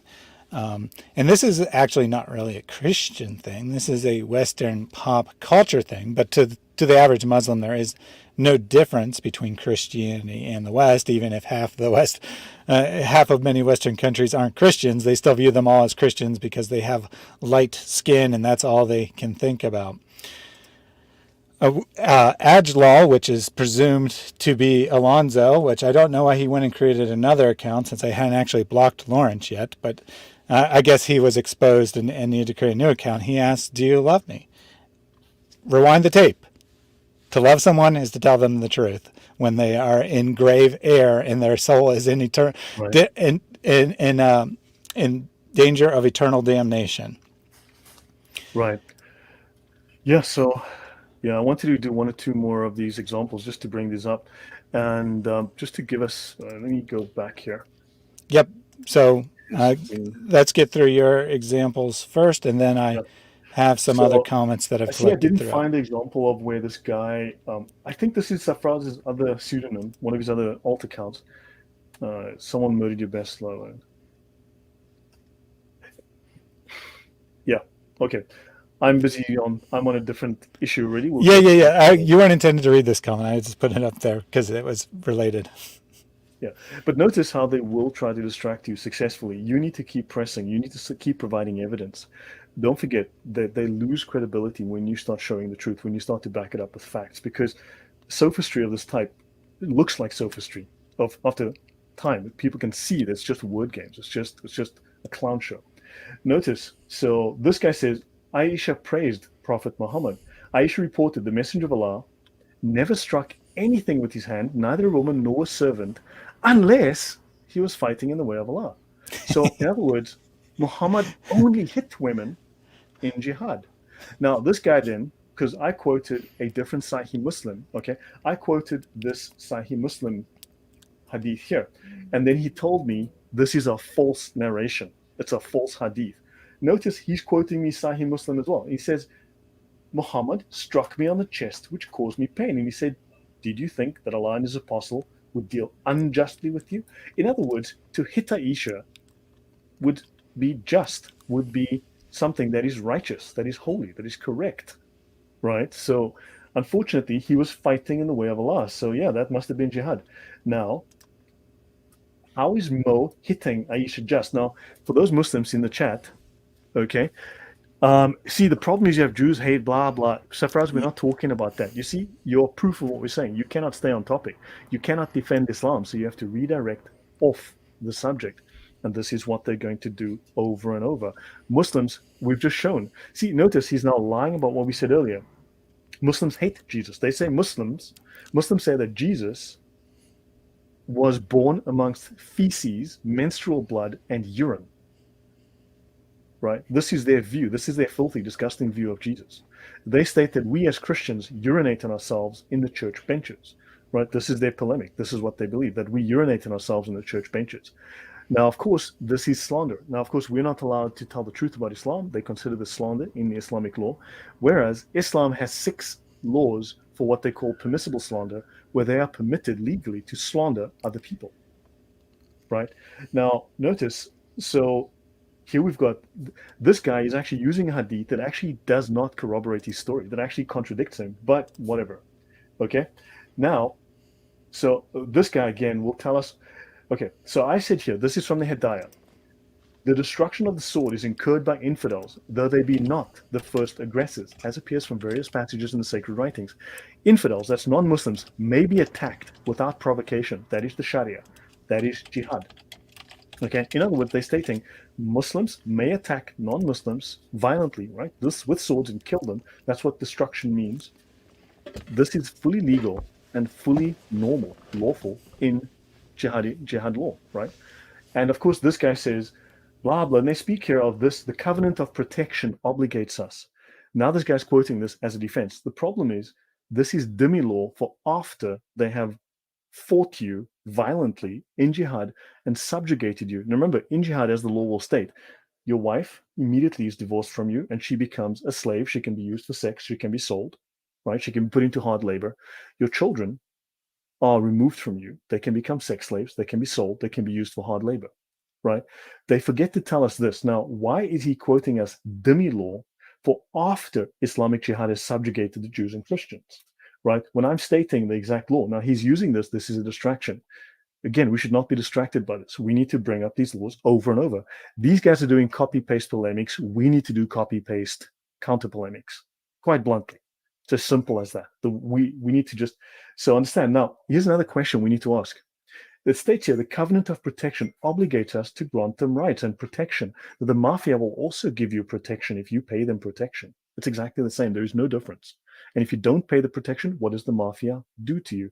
Yeah, my apologies. It is very difficult for me to zoom in. Okay. I know, understand. I do understand that. I do apologize that the font's a bit small.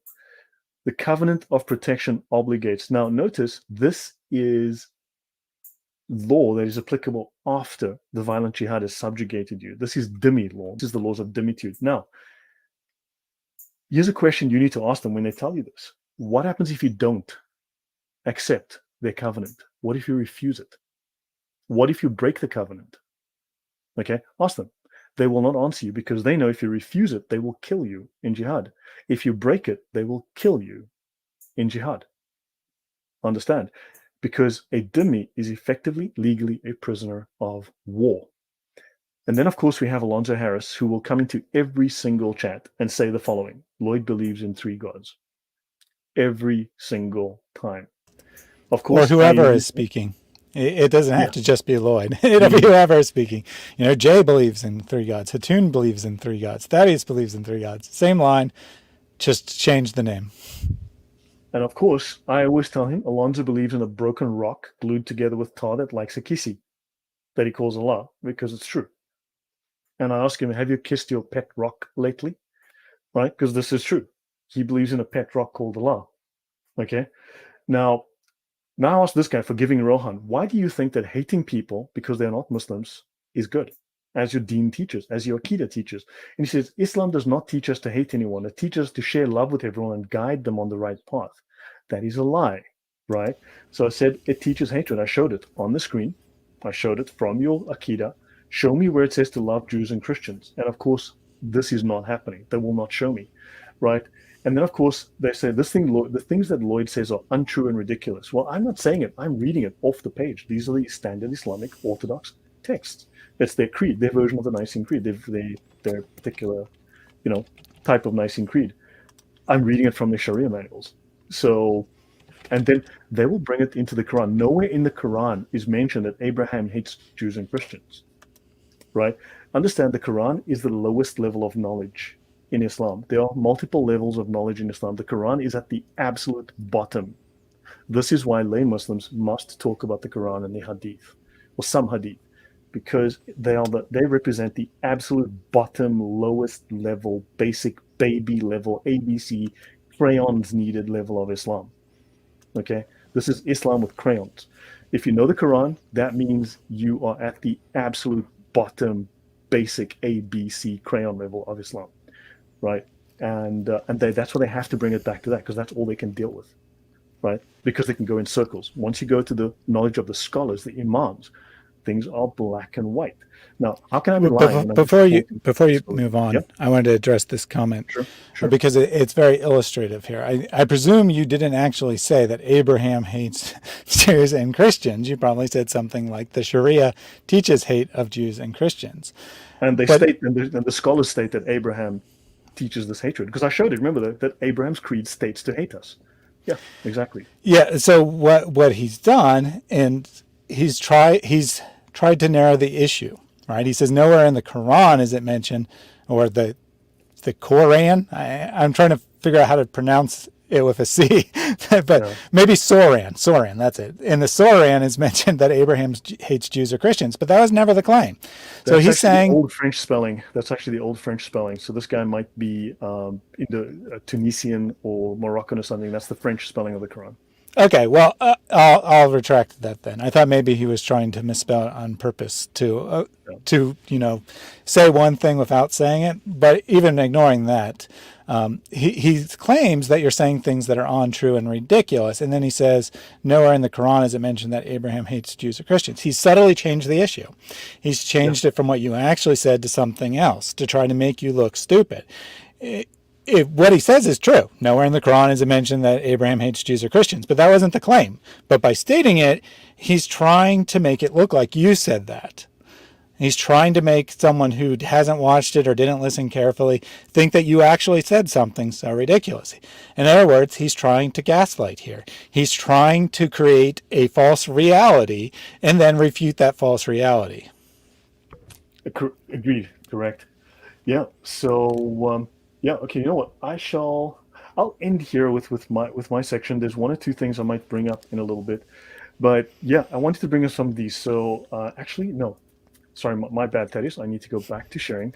So I'll end off with the following. Sorry, guys, I didn't exactly prepare this the way I normally would something. I just wanted to bring these up, bring this to your attention. By the way, this is my archive. Okay, this I give free to everyone. It has 1,400 plus books. Okay, many of which are behind paywalls, which I've managed to secure. So there are hundreds, over 1,400 books here. Okay, so this folder is going to be very useful to you, this dictionaries and references folder. It is going to be extremely useful to you to find most of the books that you need, like the encyclopedias of Islam. You're going to need those things, right? The Brill encyclopedias of Islam, you'll find those extremely useful. The encyclopedia of the Quran, you're going to find extremely useful. All right. All right. Now, also, sophistry, for instance, a couple of examples. Now, the scholar in the West that most cleverly described this kind of sophistry, this kind of lying, the tactics of lying. He described 38 tactics that these sophists commonly use. Now, the Muslims copied this from the Greek sophists, who were professional liars. Right? These were professional liars who developed an art of never being wrong. This was their sophistry. Right? Aristotle ranted against them. Right? He called them liars. He defeated them, and that's one of the reasons Aristotle was killed, because he was unpopular for defeating the sophists. Right?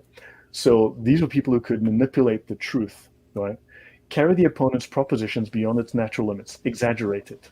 The more general your opponent's statement becomes, the more objections you can find. The more restricted and narrower his or her propositions remain, the easier they are to defend. So they will try to misrepresent your statement and make it broad so they can attack it. Okay? Right? Now, then, so do not let him misrepresent your statement by making it broad, and then he can strawman it by attacking something you didn't quite say. They use different meanings of the opponent's words to refute his or her argument. Schopenhauer made a list of these. Right now, they don't use all of them. They just tend to repeat some of them over and over, as we've mentioned about. Okay, they ignore the opponent's proposition, which was intended to refer to a particular thing. Rather, they understand it in a different sense and then refute it. That's exactly what this guy did. The example we just mentioned, Thaddeus. So they attack something different than that which was asserted. Okay. Hide your okay, so I'll use your opponent's beliefs against them. Notice they will always attack Christianity. They will then misrepresent it, right? And so on. They will confuse the issue by changing the words or what he or she seeks to prove, right? Let's see. They will state your proposition and show the truth of it by asking the opponent many questions. What is the meaning of Christianity? Was Paul really a Christian? Understand, they will go all over the place to try to distract, right? Okay. Make your opponent angry. An angry person is less capable of using judgment or perceiving where his or her advantage lies. Use your opponent's answers to your questions to reach different or even opposite conclusions. Right? So there's a whole list of these that are discussed. Schopenhauer's 38 stratagems or 38 ways to win an argument. So in English, these are better than in the German because the English translators have expanded upon them and improved upon them in the English. So this is a basis for understanding this kind of sophistry and the kind of tactics, the dishonest tactics. And this is fully legal in Islam. It's called adab al-jadal, right? It's a way of using sophistry and rhetoric to falsely dispute. It's disputatio, to undermine an argument, to undermine the opponent, not to find truth, but to win at any cost. I'll stop there, Thaddeus. Up to you next. All right. So we have a number of comments that I've selected from throughout. We have some good Muslim participation today. So first of all, I just want to say thank you for the Muslims for showing up and helping us demonstrate your tactics. I also want to encourage people to look at that document later. You'll see, although it's not actually written about Islam, you'll recognize a lot of the tactics on the list. I personally think that the most commonly used tactic is pretending to answer the question, giving something that can be read as an answer, but they're actually in their mind answering something different, so that they can not be lying in their mind, because they're deceiving you, but they're not lying because it could be technically true if you read it the way they intended, even though they know you'll never read it that way. So Ajlal has been blocked for being Alonzo. And we'll start with these comments related to that from Captain Yemeni. Alonzo is our hero, brother. Why have you blocked Alonzo? You can't handle him, eh? So here is who you just called a hero, Captain Yemeni. Alonzo came on this channel. He had many conversations where he embarrassed himself to the point where he had to delete the thread because he was shown to be contradicting himself, to be false, people calling him out for supporting on Islamic beliefs. He deletes the thread. He promises to come on. I offered him 20 minutes to give a presentation on Paul, uninterrupted, on saying whatever he wanted. He was going to claim that Paul didn't believe that Jesus was a human being, and or that Jesus never existed. Very interesting position, and by interesting I mean one of the most ridiculous unacademic positions on the planet. But in any case, he was offered 20 minutes to give that presentation uninterrupted, or if he wanted more time, all he had to do was tell me he wanted more time. He agreed to a specific time at a specific day. The day comes, he doesn't show up. But lo and behold, one of his aliases in the chat, pretending not to be him. And then the next, a couple days later, he says, "Oh, sorry, I had a family event. I couldn't make it. I'm going to upload it on Tuesday. Or can I present it on your channel on Tuesday?" I said, "No, you were given a specific time and date 2 weeks in advance. You agreed to it. You don't get another chance. But here's what you can do. You can upload it on your own channel. Until you do that, I don't want to hear another thing from you." He said, "Okay, I'm going to upload it on Friday." Friday came. "Oh, I'm waiting till Sunday because that's when you get the most views." The guy has 2 subscribers. He wasn't going to get any views, regardless of what day. He was going to go on a 300,000 channel. He's going to upload it on a 300,000 viewer channel. Yep, that's his fifth lie. So that was his next lie. After that Sunday came and went, he said, "Oh, I've contacted a channel and they have like 300,000 subscribers and I'm going to upload it there."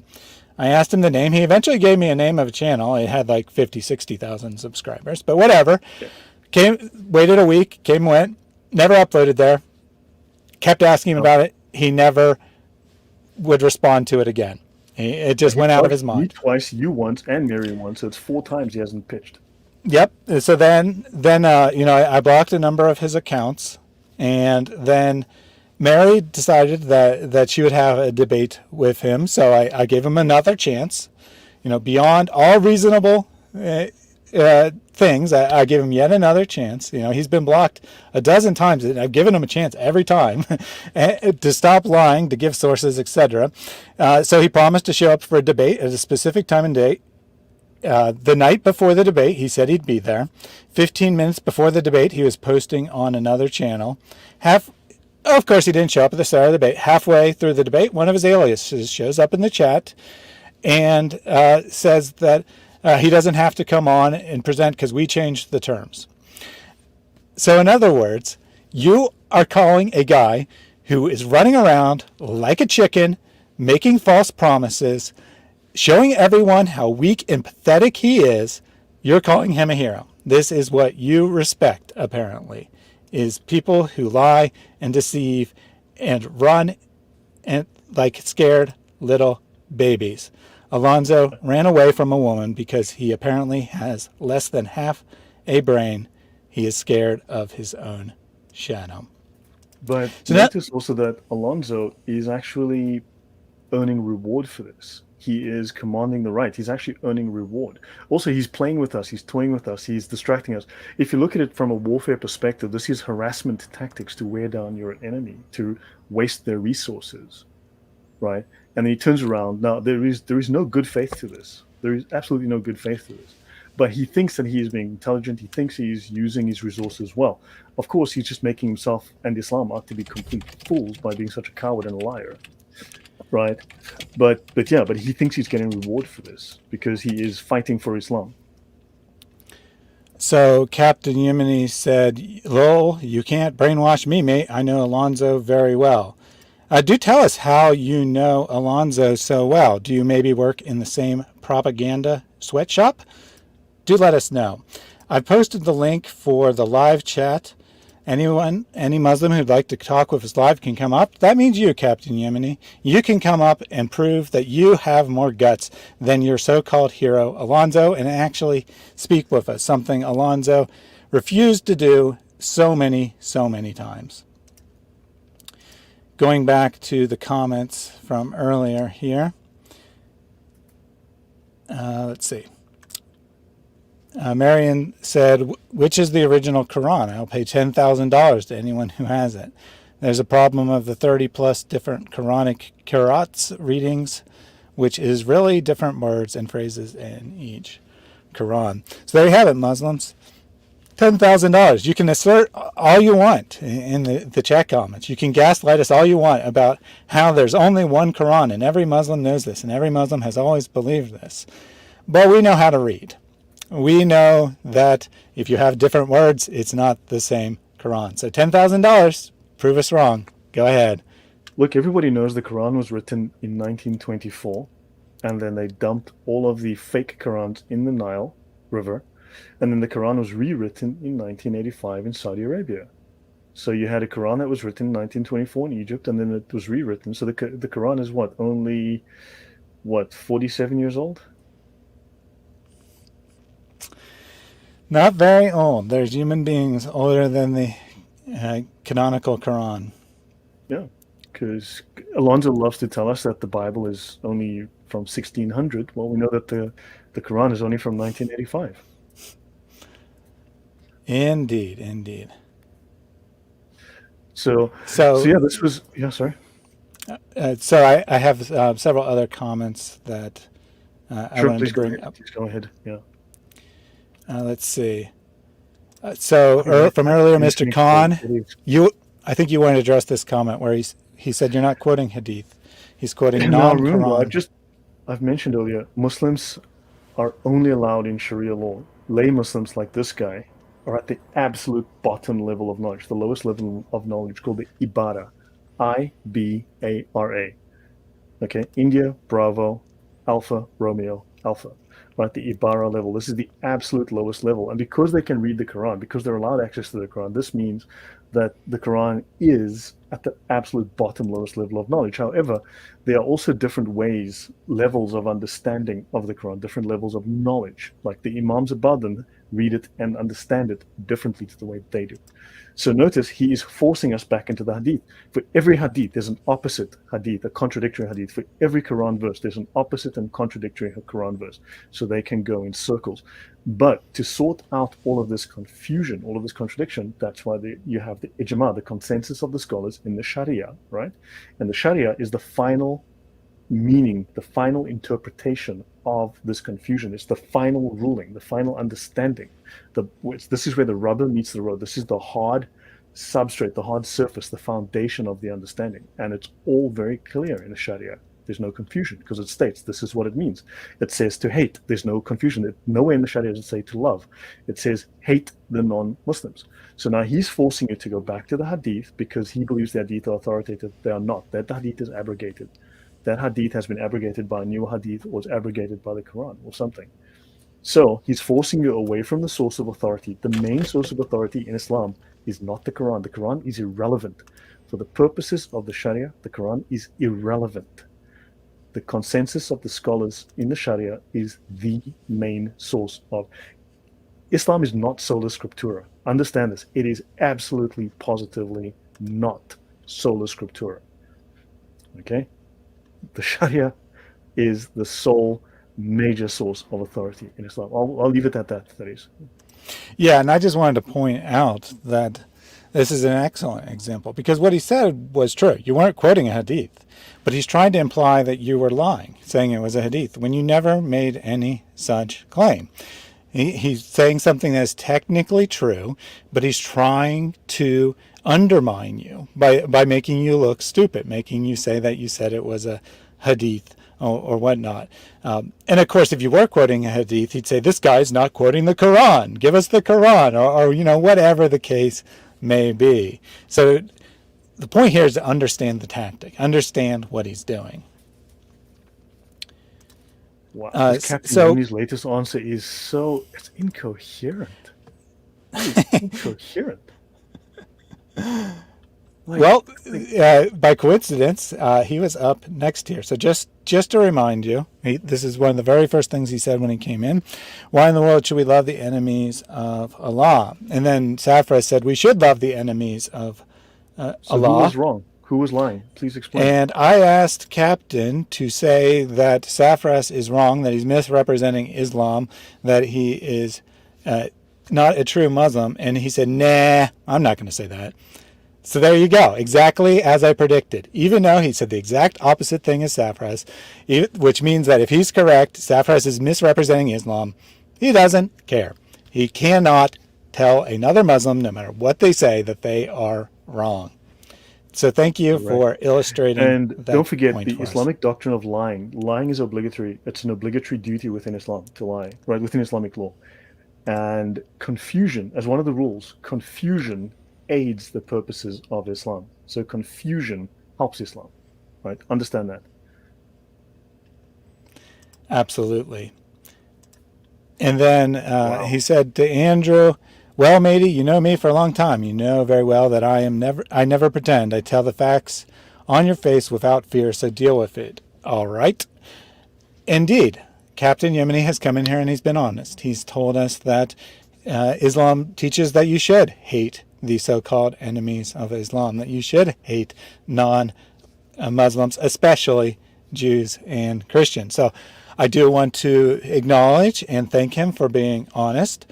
However, if you're actually going to be intellectually honest, if you're actually going to be honest with yourself, then you need to also call out Muslims who are teaching false things. You not just say that we're somehow wrong and we're somehow horrible people because we are teaching what Islam actually teaches.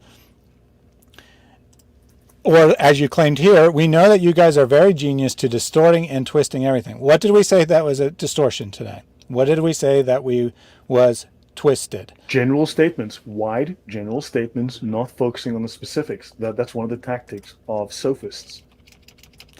Exactly. He doesn't want to nail it down. People come and they leave this type of comment on my videos all the time. This guy tells many lies. This guy doesn't know anything, etc., etc. Every time I reply with more or less, give me one specific thing in the video that is incorrect. I have never once gotten an answer.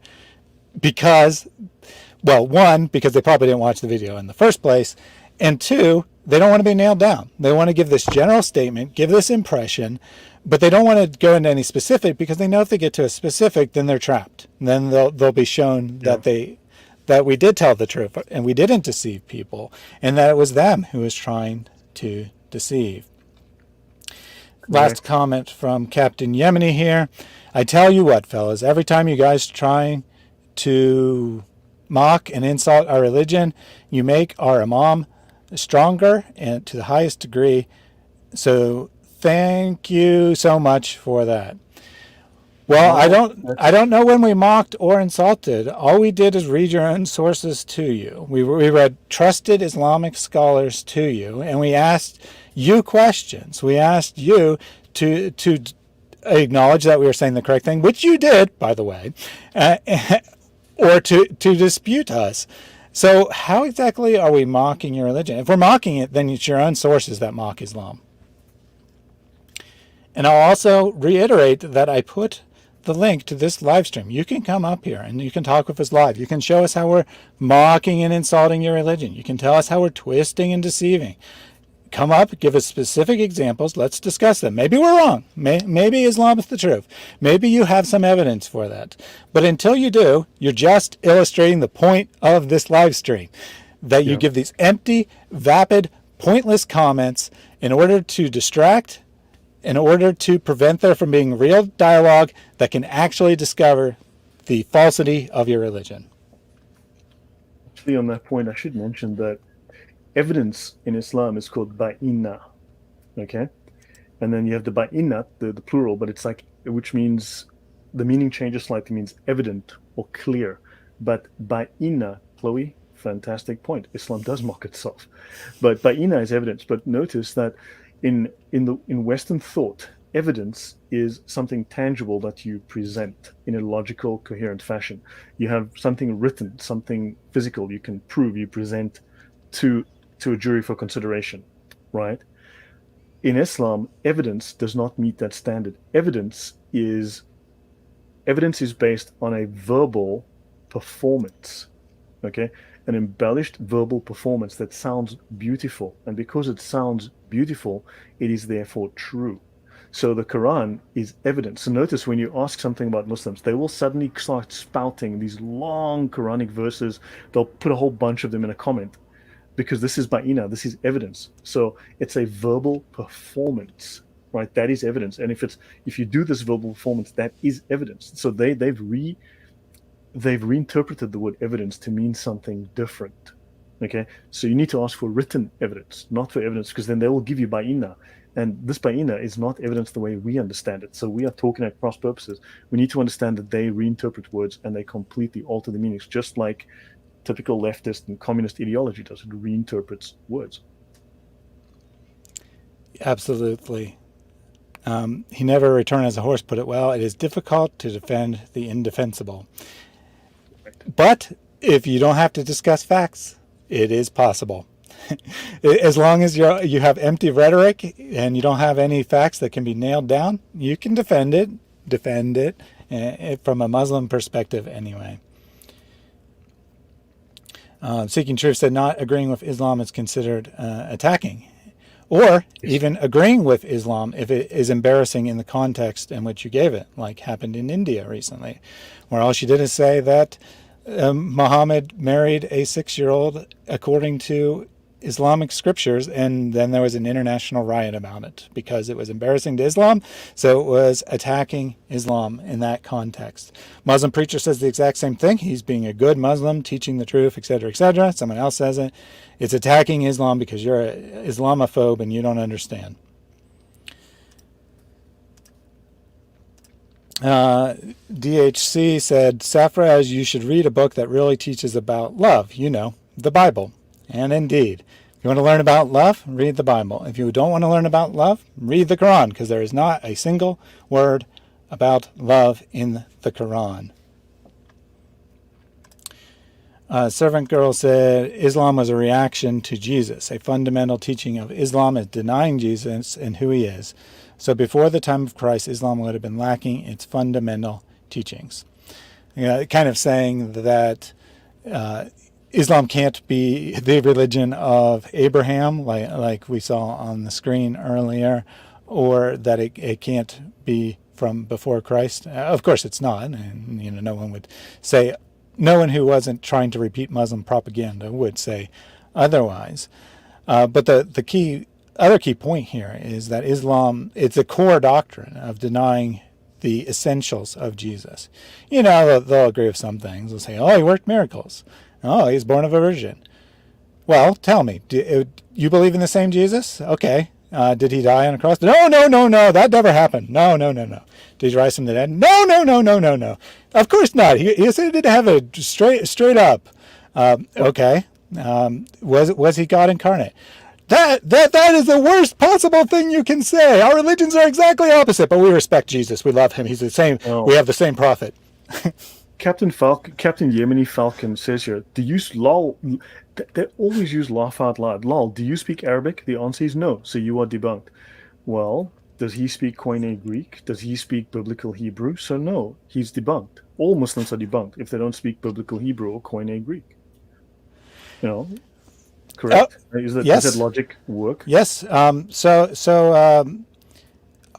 Captain, how about you let us know if all the 80 to 85% of Muslims who don't speak Arabic are also deceived, if they also have no ability to see whether Islam is true or not. Do let us know that, which includes Safraz, by the way. So here's another opportunity for you to call out Safraz for trying to teach Islam when he can't even understand it because he doesn't know Arabic. Yeah, I'm guessing you won't do that, though. Just a guess. Just a guess. correct. These are just standard arguments. Look, we need to catalog these arguments. We need to understand them for what they are. We need to turn them around. Understand? We need to stop being distracted by them. I wanted to bring this up to highlight these are standard arguments. As I said, it forms part of adab al jadal, their form of disputation. Okay, the disputatio, and it is constantly, it's just sophistry mixed with rhetoric, right? It's not designed to find truth. It is designed to undermine. It's designed to attack the argument, designed to attack the person delivering the argument, to undermine them. It is not designed to provide an answer. It's designed to dance around. It's basically going Amber Heard in court, if you guys were watching that. So, Yep, we got just a few more comments if you have some time. This one is just humorous here from Basel Jet. Hi guys, I'm catching up on my own jihad with COVID since last Tuesday. He says that he has a nice refreshing glass of camel urine to get over his COVID, but come to think of it, he had one last weekend, so maybe that was the cause of the COVID in the first place. Get better soon, my friend. you know why he forgot to dip a fly's wing in it? You put the wrong wing in it. Yeah, a fly must have landed in that camel urine, and only disease, the COVID wing got into his cup, but the COVID cure wing didn't get in there, unfortunately. Yeah, he didn't. Also, you need to add some ajwa dates to it, okay? 3 preferably, maybe 7. That might help a lot. So, so yeah, I mean, look, as I said, I'm going to be doing some upcoming shows with Dr. J. Smith, and you're going to see repeatedly Muslims will deny the Sahih Hadith, but they will quote the Sahih Hadith whenever it suits them. But when we quote them, they are false, right? Now, and they will do entirely off-topic things, like Safraz's comment right here, completely Mm-hmm. off-topic, unrelated to the discussion at hand. We're talking about Islam. Let's focus on Islam. The Islamic hatred, right? This is because you cannot show me love for non-Muslims in Islam. So we need to find a way to deal with this, and we need to find a way to not be distracted by this. We need to bear this in mind and to change the polemic, because we've gone in circles trying to defend Christianity, when meanwhile we're playing their game. We must stop playing their game. Thaddeus, over to you. Yep. So after Safraz brought up this comment, or probably actually this one, which is same basic gist, I again asked him to provide any Islamic sources of any nature that teaches to love Jews and Christians, to love non-Muslims. And then mysteriously, Safraz disappeared from the chat. He left the building. The first time we asked this, he didn't put anything in the chat for 5-10 minutes, which is quite unusual for him. And then he posted that hadith that we read earlier that had absolutely nothing to it. So he presumably, when we made that challenge, he's back. He's back. Those who spend... Allah loves those who do good. Allah, this is referring to Muslims, Safraz. Show me in those words where your Aqidah, your Sharia law says to love non-Muslims, to love Jews, to love Christians. It says here to love Muslims. This is who this talks about. So, answer the question. Yeah, I mean, Allah loves those who chop off the heads of infidels. Great. And thanks for sharing, Safraz. Just like you did last weekend when you came up and said that was beautiful that Allah said to kill infidels. But that wasn't the question. And let me just go back to what I was saying. We asked this question. You disappeared for 10 minutes, vigorously searching Prophet Google, no doubt. See his next comment. Show me from Christianity. No, we asked this first. You see, now this is... No. It says to love your enemies. It says to love your neighbor. This is a standard Christian view of the world, to love others. Okay? Whereas show me, because we have shown explicitly that your creed, your Sharia laws explicitly say to hate us, to hate Jews, to hate Christians, to hate all non Muslims. Where does it say to love us? I want you to show me, because you know that you have to hate us and that you actually do.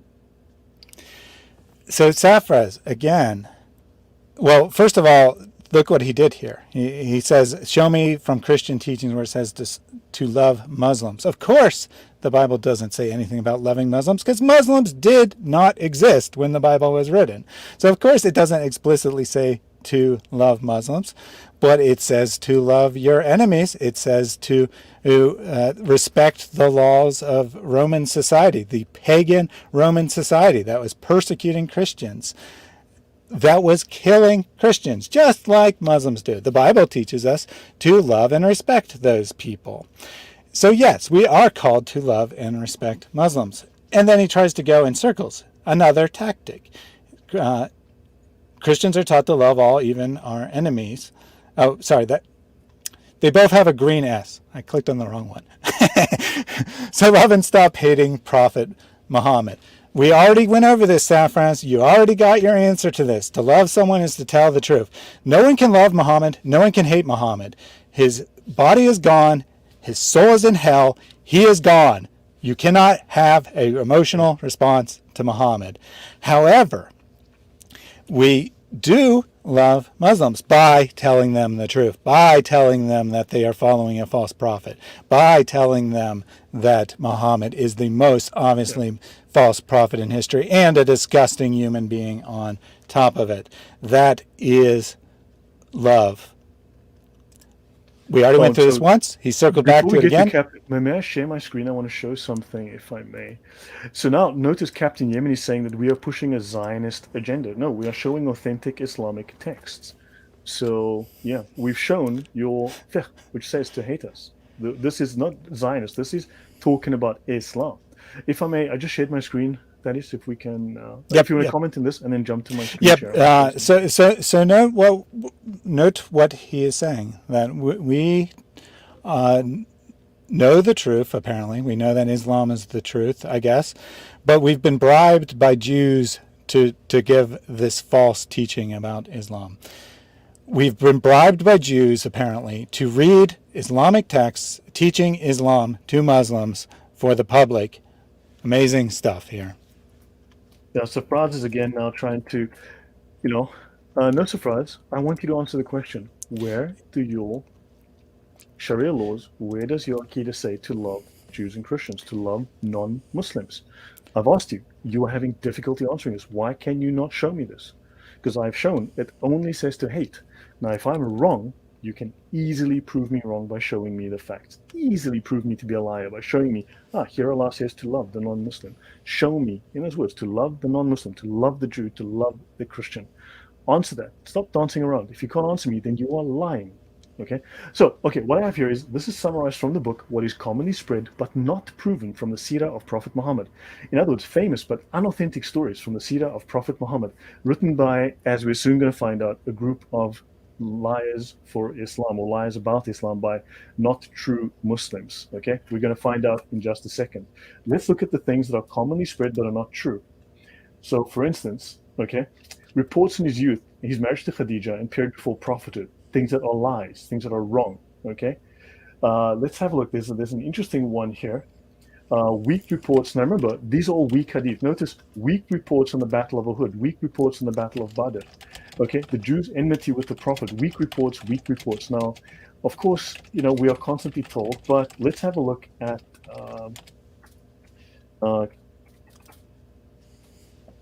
so let me go here. Notice here, this is considered weak. This is considered false in Islam. The story of a Jewish lady who threw garbage at the Prophet is a false narration. The Prophet carried the luggage of a Jewish lady who wished to escape from Makkah after hearing of a man called Muhammad is an emotional but false narration. These are false stories. Muslims love to post these as examples of the beauty and the love of Islam, of how Prophet Muhammad had a golden heart. Okay, Muhammad did have the heart of a 4-year-old boy, which he kept in a jar in alcohol under his bed. Okay, and Muhammad did have his own hair in a box, sealed under his bed. He also kept his urine in a bowl under his bed at night, which his wife drank. Just so you know, fantastic guy. Awesome stories about him. But notice these stories. This is from a Muslim scholarship. Like this is from Muslim scholarship from a Muslim organization that states that these stories are all lies. Even the age of Khadija. Let's go back to Khadija. Even the age of Khadija, okay, is a false story. Okay, let's go have a look at that. Weak reports on his youth, his marriage to Khadija, and period before prophethood. The report of the marriage of the Prophet to Khadija while her age was 40 is from the weakest of narrations. Okay, this hadith is matruk. It is rejected as false. It is said by Ibn Kathir, amongst others, she was 35 or 28 or 25. That's all the same age, exactly. So, yes. So, notice though, as I stated, right? So, Muslims can't even get their own story straight, right? So, there's loads of these. The Prophet carried the luggage of a Jewish lady. Okay, this is a false narration. These are all weak hadith. Now, how come it's true when Muslims say it, but when we quote it, oh, that's all weak? I just thought I'd stop there again. I'll stop sharing. But yeah, I just wanted to share that. Yep. Once again, Islam, the religion where all the sources are false, all the scholars are liars. You can't trust anything, but it's 100% true. And if you don't follow it, you will be punished by Allah and condemned to torture in the grave and hell. Let's pull up just a couple more comments. Yep. Alonzo's version of love is like Allah turning Muhammad's sinning into a free ticket to sin, grotesque. And indeed, this is the closest thing you have in love is a ticket to a brothel in paradise. That is how Allah loves his faithful male servants. His faithful female Mary just asked a servants, very good man, question. whatever. See Mary's last comment. That's actually a very, very astute statement. So Safraz was saying the Jews hate Jesus and we didn't have a problem with that. And then she says, why would the Jews who hate Jesus? Good point. Yeah, that is a very good point. So here's the two accusations we've had. Safraz tells us that, he attempts to distract by saying that the Jews hate Jesus. Why are you condemning the Jews? Why are you saying that's okay? Well, we never said that was okay. We weren't talking about whether Judaism was correct or not. And then we have his friend who disagrees with him on everything but won't actually contradict him on anything, Captain No Brain, saying that we've been paid off by the Jews. That's the only reason that we're here talking. We know Islam's true and we've just been paid off by evil Jews to spread lies. Greetings, Resurrecting Truth. I'm sure that no one has seen her channel yet. She just started. She is an ex-Muslim convert to Christianity who I hope to have on this channel soon. So welcome, and go over to Resurrecting Truth and check out her first videos. She will be posting her testimony shortly, and then I'll have her on to interview her to share her testimony here as well. Whoops. I didn't mean to bring that up. But the couple more comments. Jade just posted in my latest interview with him. Excellent. So another thing to check out after this. But actually, I'm going to steal all the audience for myself. I'll have an announcement on that in a second. Yeah, I'm gonna. When I meet Jay on Tuesday, I'm going to punt you and Adam Seeker. I'm gonna say, hey, you guys need to go to these channels. Absolutely. So Safra said, or I'm sorry, Mary says to Safraz, you dirty liar, you want to kill and subjugate everyone else and you call it beautiful. So Safraz is in here telling us how Islam teaches to love and respect non-Muslims. And then, but last week he was on this channel. That week he actually came up and spoke to us live. I posted the link a long time ago. He hasn't come up live for some reason, probably because he knows he can't actually defend himself today. Last week he was telling us how it was beautiful that the Sharia teaches to kill and subjugate non-Muslims. This week he's telling us that Islam teaches to love and respect other religions. Amazing stuff. Just some advice from Andrew here. to Captain Yemeni, I notice your hatred and rage. I suggest you remove it. And then he also pointed out, unrelated to that, but when we were having the discussion about the 30 different versions of the Quran, he pointed out that Muslims corrupted the Quran simply by writing it. And indeed, there was a dispute, at least according to the Hadith in early Islam, that some Muslims said, no, this is bid'ah, this is innovation. We should not write down the Quran because Muhammad never wrote it down. And then others said, whatever, we're writing it down anyway. We all have perfect memories and we never forget anything, but we need to write down the Quran. Of course, they didn't actually have perfect memories, and they actually did forget things, as the Hadith tell us, which is why they wrote it down, because they're forgetting parts of the Quran. They had lost portions of it. They needed to preserve what was left. Mary said that Safraz knows he's lying. He knows Islam is disgusting. And indeed, I think at some level, Safraz does know. He really genuinely seems to be struggling. He desperately wants to get to his God's brothel. He desperately wants his unlimited sex slaves in paradise that will be eternally virgin. But at the same time, he sees over and over again how he can't defend it. He sees over and over again how it's completely illogical. And he comes on live and he says, well, to be honest, I have no clue. Well, to be honest, I don't know. Well, to be honest, Islam is obviously false, but I can't say that out loud. Because if I did, there would be consequences. I would lose all my rewards. I would lose all of my respect. All of my community would hate me. I would lose my identity, etc., etc. But he's on a journey. He's on a journey. One thing's going to happen. Either he's going to break and he'll be an ex-Muslim, and then he'll be in this chat and he'll be probably the most vehement opponent of Islam because he's been abused by it so much, because it's hurt him so badly being forced to defend it over and over again, to lie to himself hundreds of times a day. Or he's going to break and he'll be like, I have grave doubts. That's a grave sin in Islam. My only chance of getting into paradise is if I am a martyr. And he'll go and commit a terrorist act. That's right. What's going to happen. One of those two things is going to happen. So guys, I'm pretty bushed actually. Today's been and it's about Lloyd is not streaming. Anyway, guys, it's a billion degrees here in the shade in Poland. But look, so guys, what did you gain from this? What did you learn from this in terms of, this is my first attempt at trying to talk about this sophistry, this deception, right? In a practical sense, to provide examples. This is probably not my best attempt, but it is my first attempt. And what did you gain from this? Just drop something in the chat, and then also in the comments, give examples. Let's try to collate this, and how do we deal with this? How do we counteract this, right? How do we develop standard arguments that refute these false arguments that they're putting together, these sophist arguments? That's my interest here. And if I can get some of your feedback before we go, that'd be very helpful for me. Yep, if you could just talk for like 2 more minutes so that I can set up a premiere of a new video that I'm going to try. YouTube has a new feature called Live Redirect that it will send you to another video. It looks like I have to set it for, it only lets me set it by 15 minutes. I'll set it at 3:30, so 15 minutes from now. While I'm setting that up, if you could just talk for a minute. Okay, now Farish, good to see you. Thank you. Oh, by the way, guys, on Wednesday, I will be doing a new series discussing Sharia law.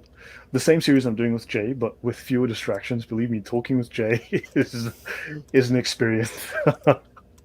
So myself and Nuria of Holy Humanist, on her channel, I will be doing a second series with her over the next few weeks, discussing Islamic law. She's a fantastic interviewer as well. She asks great questions.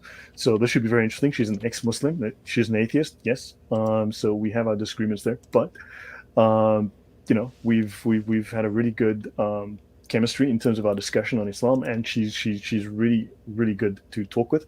So that will be there. And so guys, also we get this information out to ex-Muslims. We get this out to people who really have an impact on Islam, who really have an impact within the communities. And this is very important that we reach out to this community.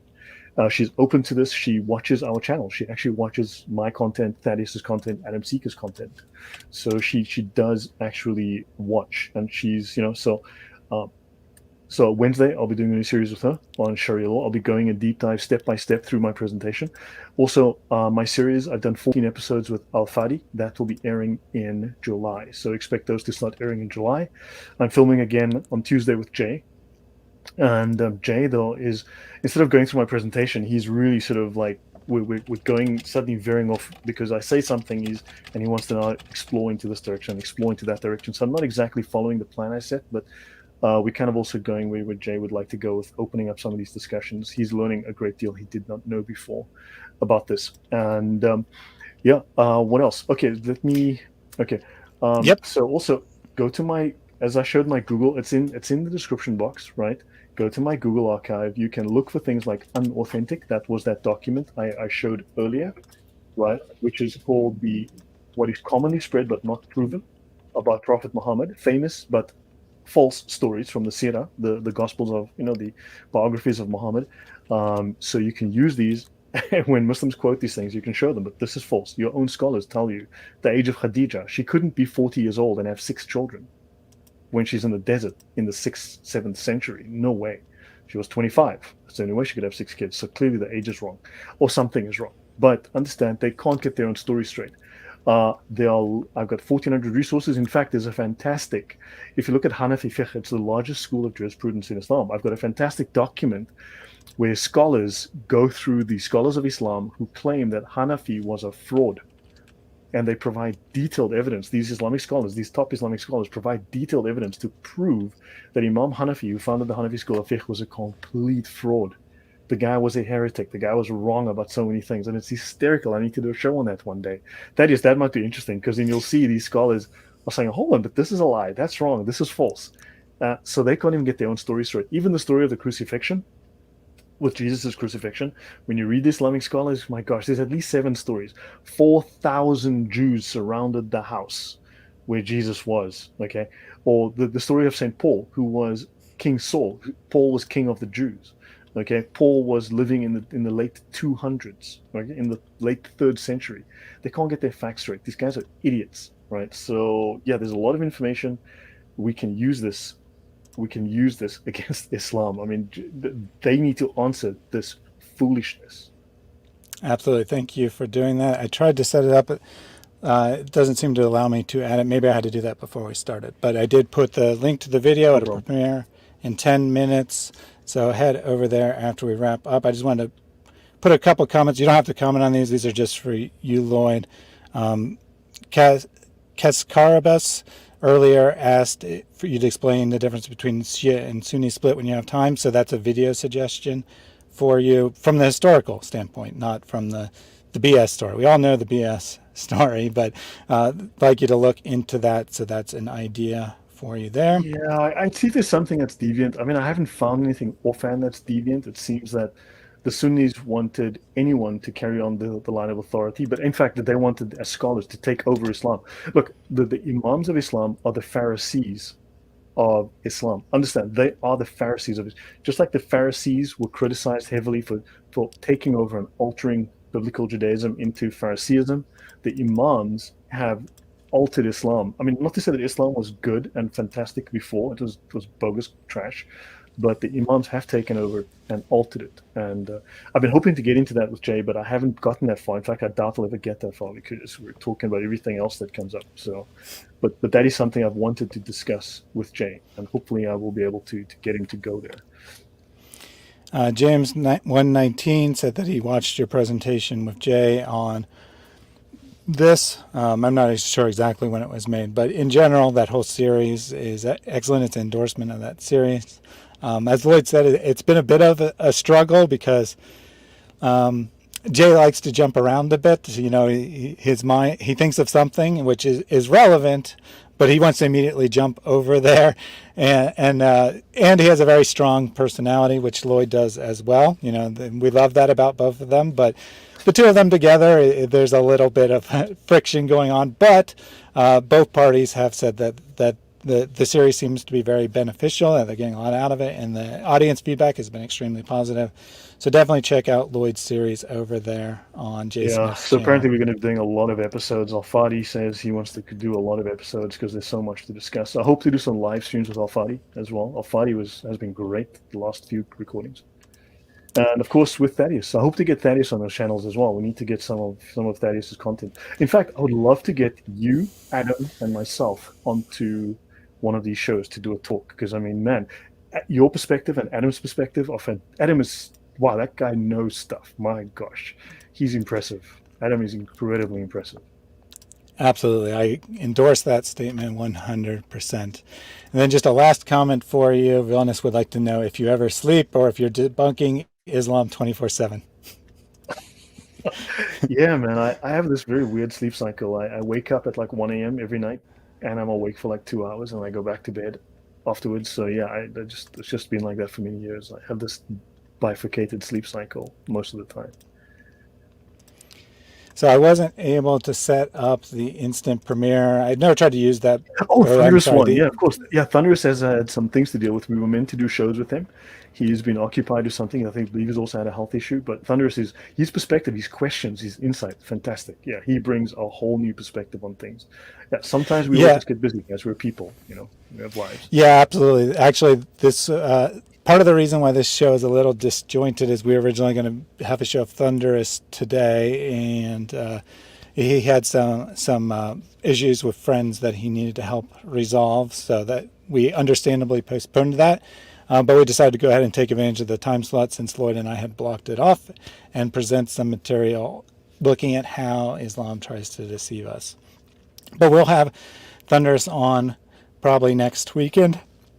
We'll be looking for, are we comparing how Dawah is done compared to how evangelism is done, how the two attempts to convert people to the religion or to outreach to people, however you want to put that, have very different tactics and very different aims on what they want to Yeah. achieve. So Fraz is back again, off topic. Enjoy your temporary enjoyment. Jesus is coming to kill the pig and break the cross. Because Jesus was a Muslim, didn't you know? Uh, Indeed. did Safraz, Jesus kiss a stone? Did Jesus kiss a stone anywhere? Safraz, this is my closing comment for you. There's nothing in Islam about love. There is nothing about loving non-Muslims. You said that Muslims should love Christians and Jews, that they should respect other Where did you religions. get that? You are better than your religion. You're better than your prophet. Give it up. Either find a source that backs your beliefs or abandon the religion that contradicts your beliefs. Thank you all for joining, everyone. I wasn't able to set up the live redirect. Probably I had to set it up before the stream started or something. I'll figure that out for next time. But I pinned the comment for those who missed the start of this. I have a new channel that is called the David Wood Archives that is releasing his videos one at a time. I'm doing it that way to maximize the impact so that people will, if I just pushed them all at once, no one would watch any of them. YouTube would never pick them up. By releasing them one at a time, the idea is that people will actually watch it, YouTube algorithm will pick it up, and eventually it'll start pushing it to people who have never seen the videos before. So head over there, join me for the premiere in about 7 minutes, and have a great rest of your day. God bless. Thanks for watching. Thanks, guys. Take care.